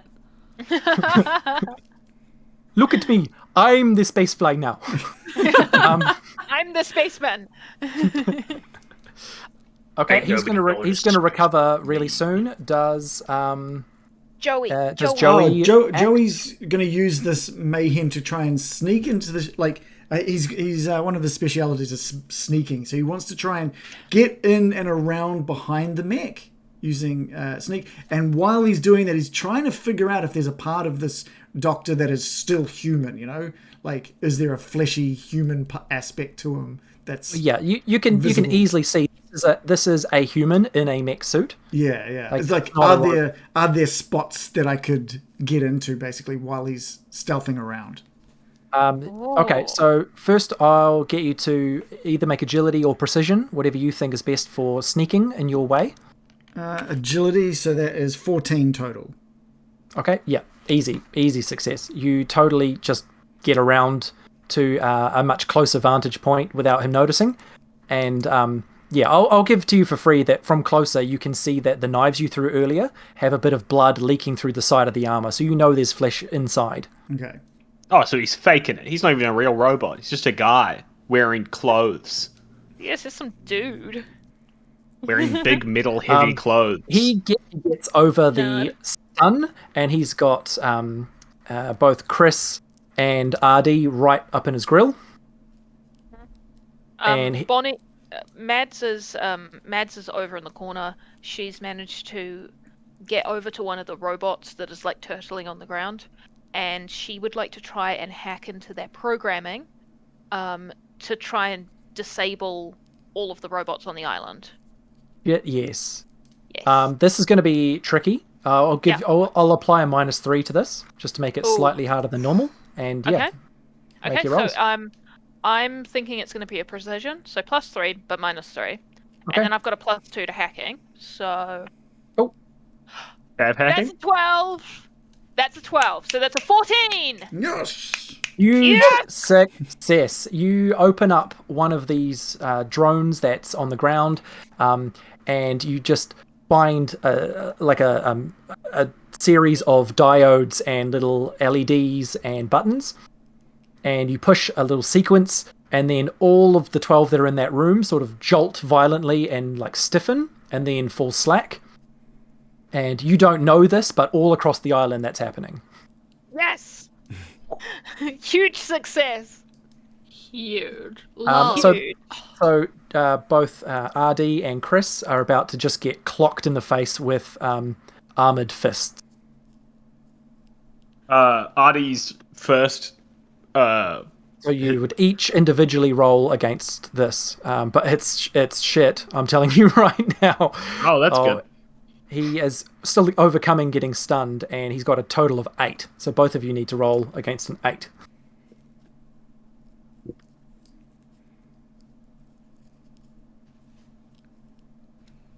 So what would I add to that, Brad?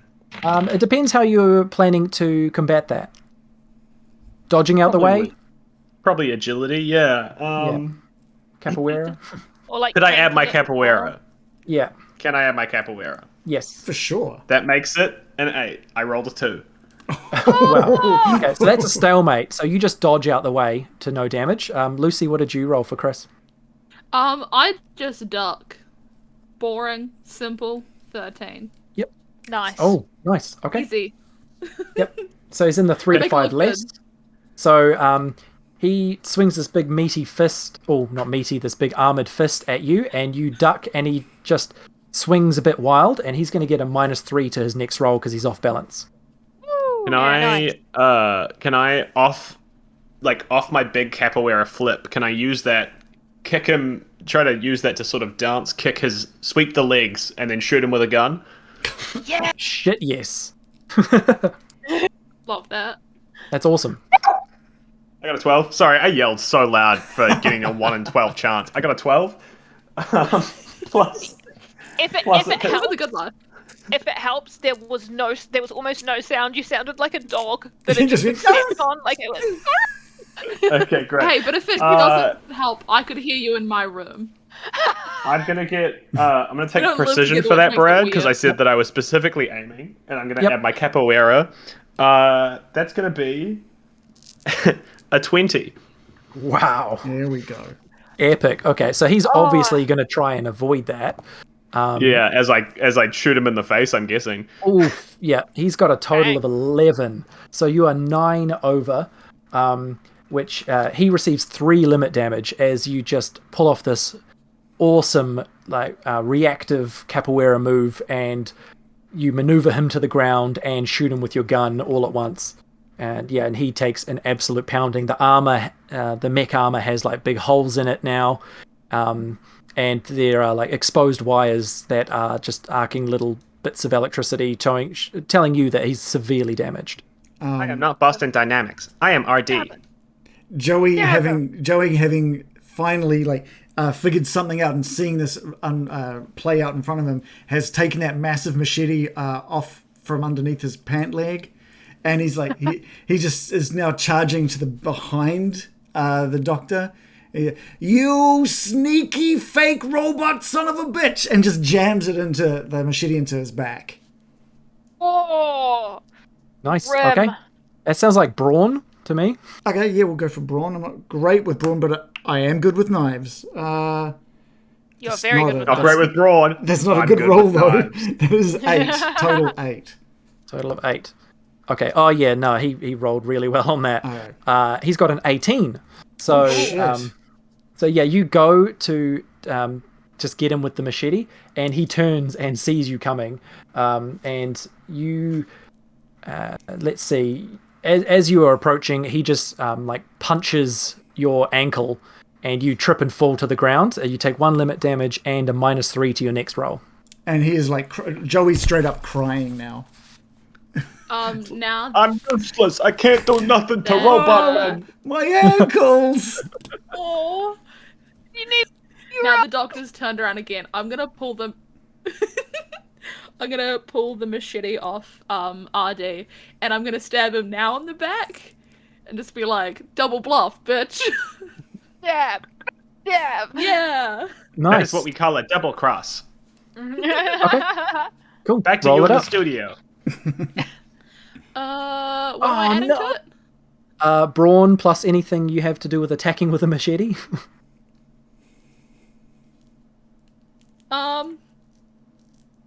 Can it go into bluffing? Or maybe tinkering just really violently? What do the players think? Bluffing because of the secrecy, or nothing at all? It's kind of a bluff. We did just say it was a double bluff.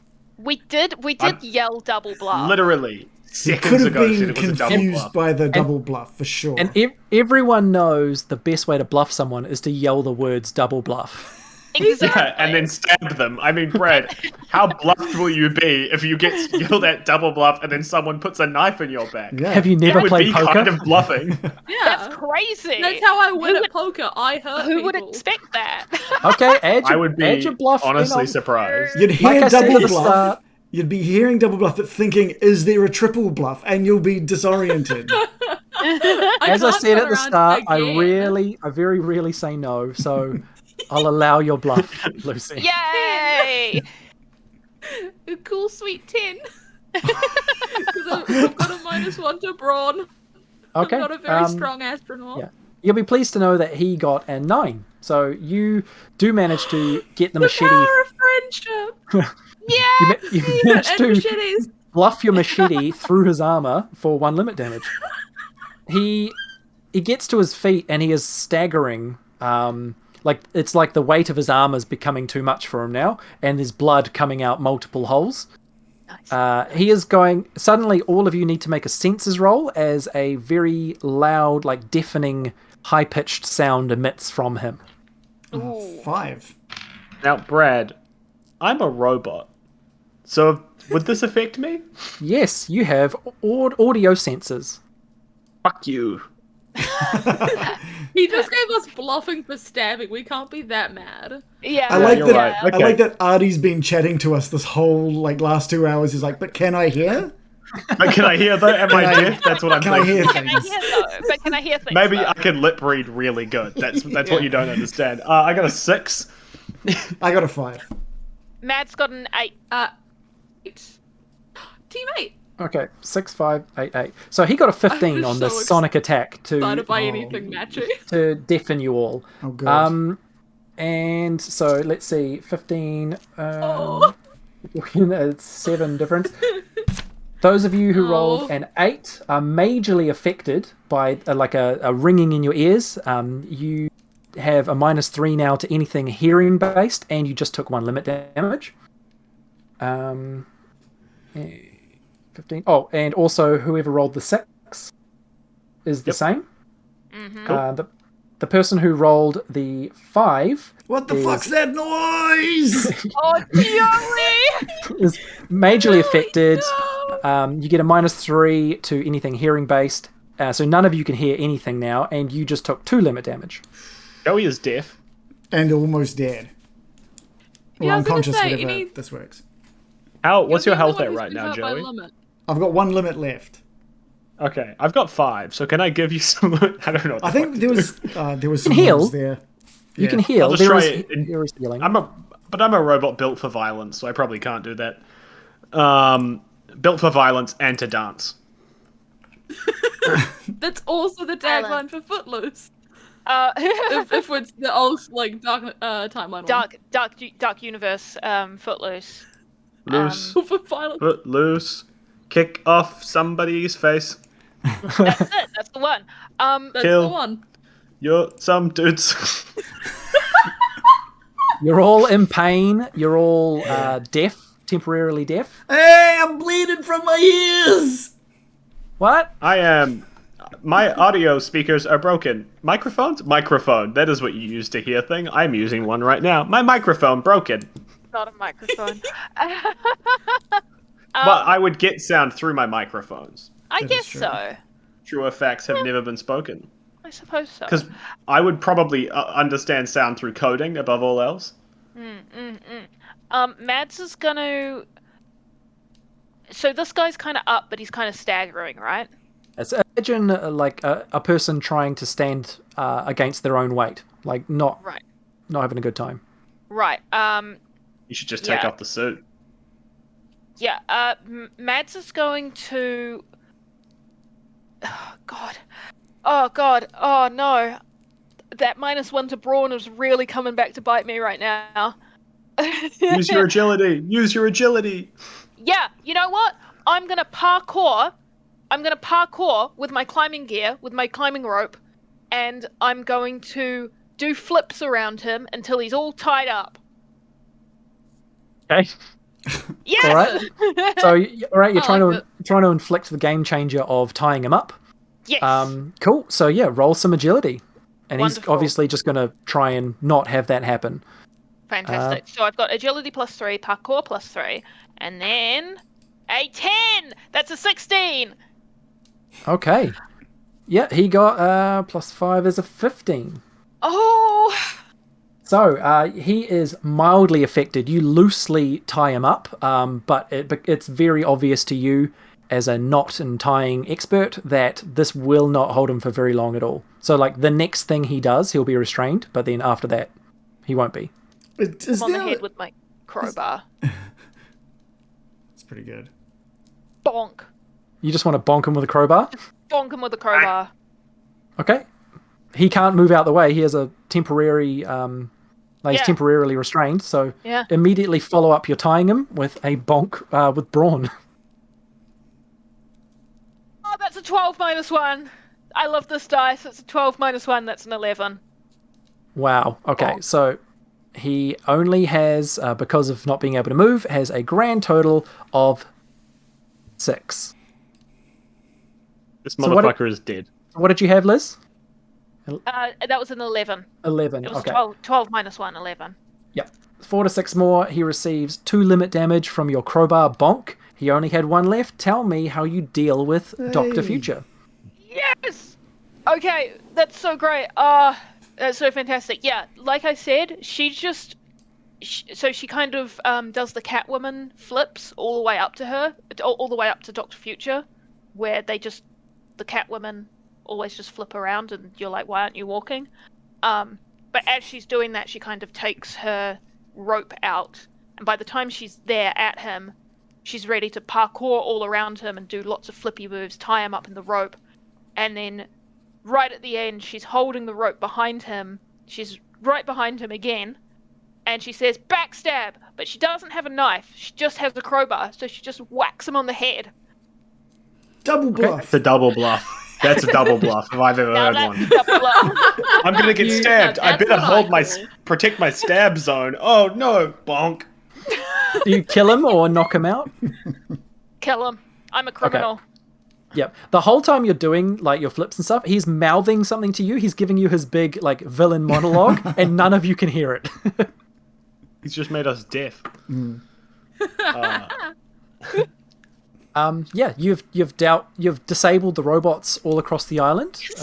You have killed Dr. Future, this mad doctor who presumably created them all.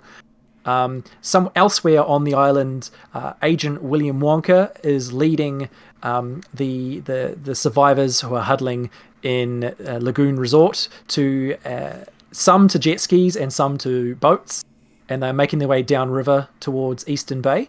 What are you all doing? I'm going to grab 2 rifles from the robots on the ground just for protection. Yep. And I'll also probably poach a couple of weapons from Dr. Future if I can, like his super shot power.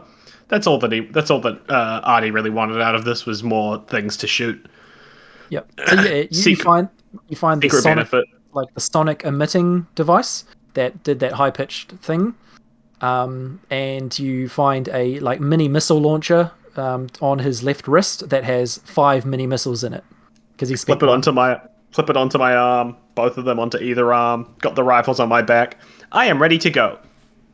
But Mads kind of looks around at the secret lair, and she sees the, ceiling to floor tinted windows looking out on this tropical island, and she sees the rows and rows of beepity boopities and the fancy doors going into God knows where in the mountain, and the big fancy chair and like the conference table that's obviously never been used because it was just this guy and his robots.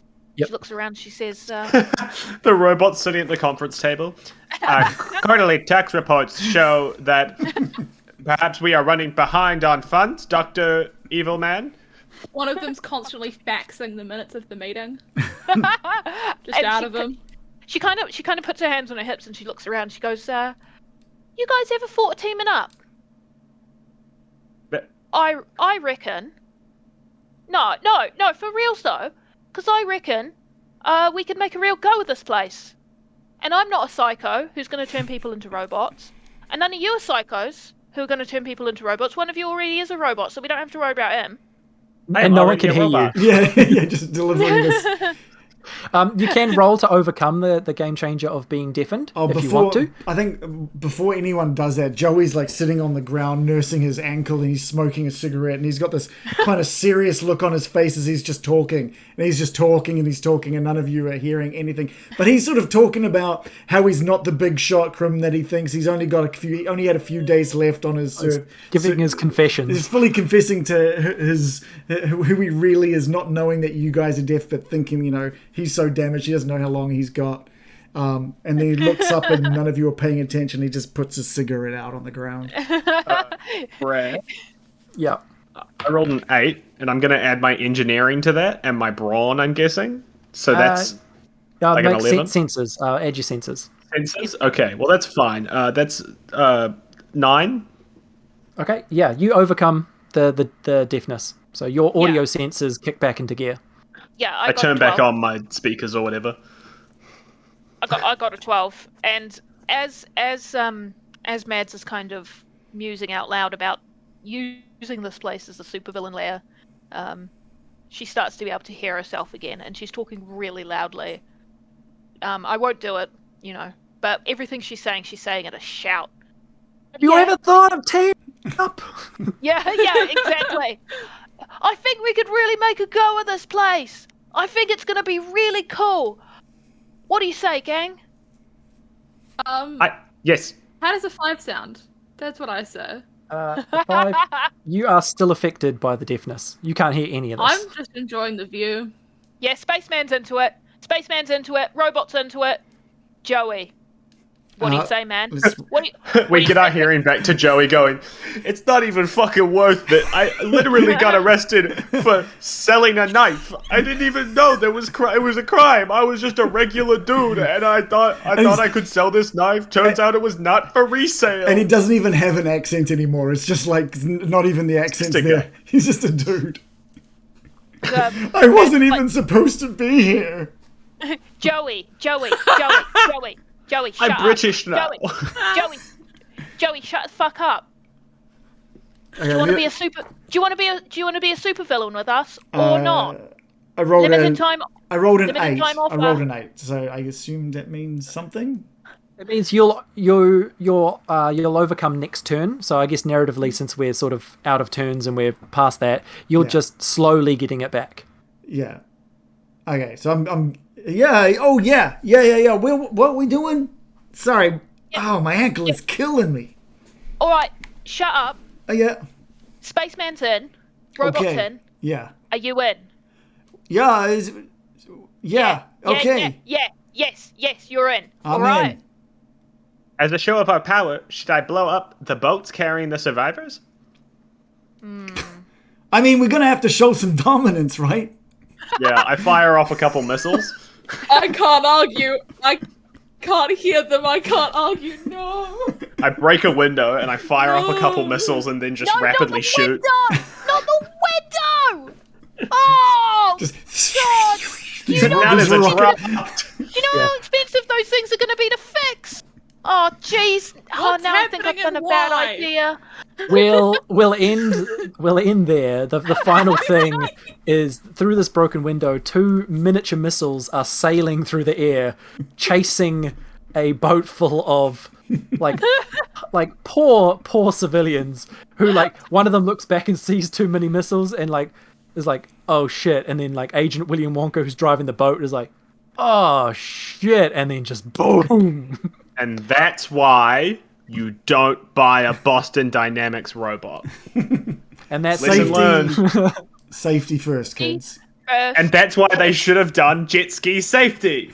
Oh my freaking god. Brad, Full why, circle, baby! I love a circular narrative. Brad, why is it every time I play with you, we end up killing the captives? The ones that we're meant to be saving. Player choices, bro. Player choices. The 3 rules of jet ski safety. 1, always wear your jet ski seatbelt. 2, don't crash the jet ski. 3, watch out for mini missiles. No Everyone missiles. knows those 3 rules. If you didn't know it, then you should have done. And if you didn't, you shouldn't be on a jet ski. So Exactly. really, who's You to blame should- here?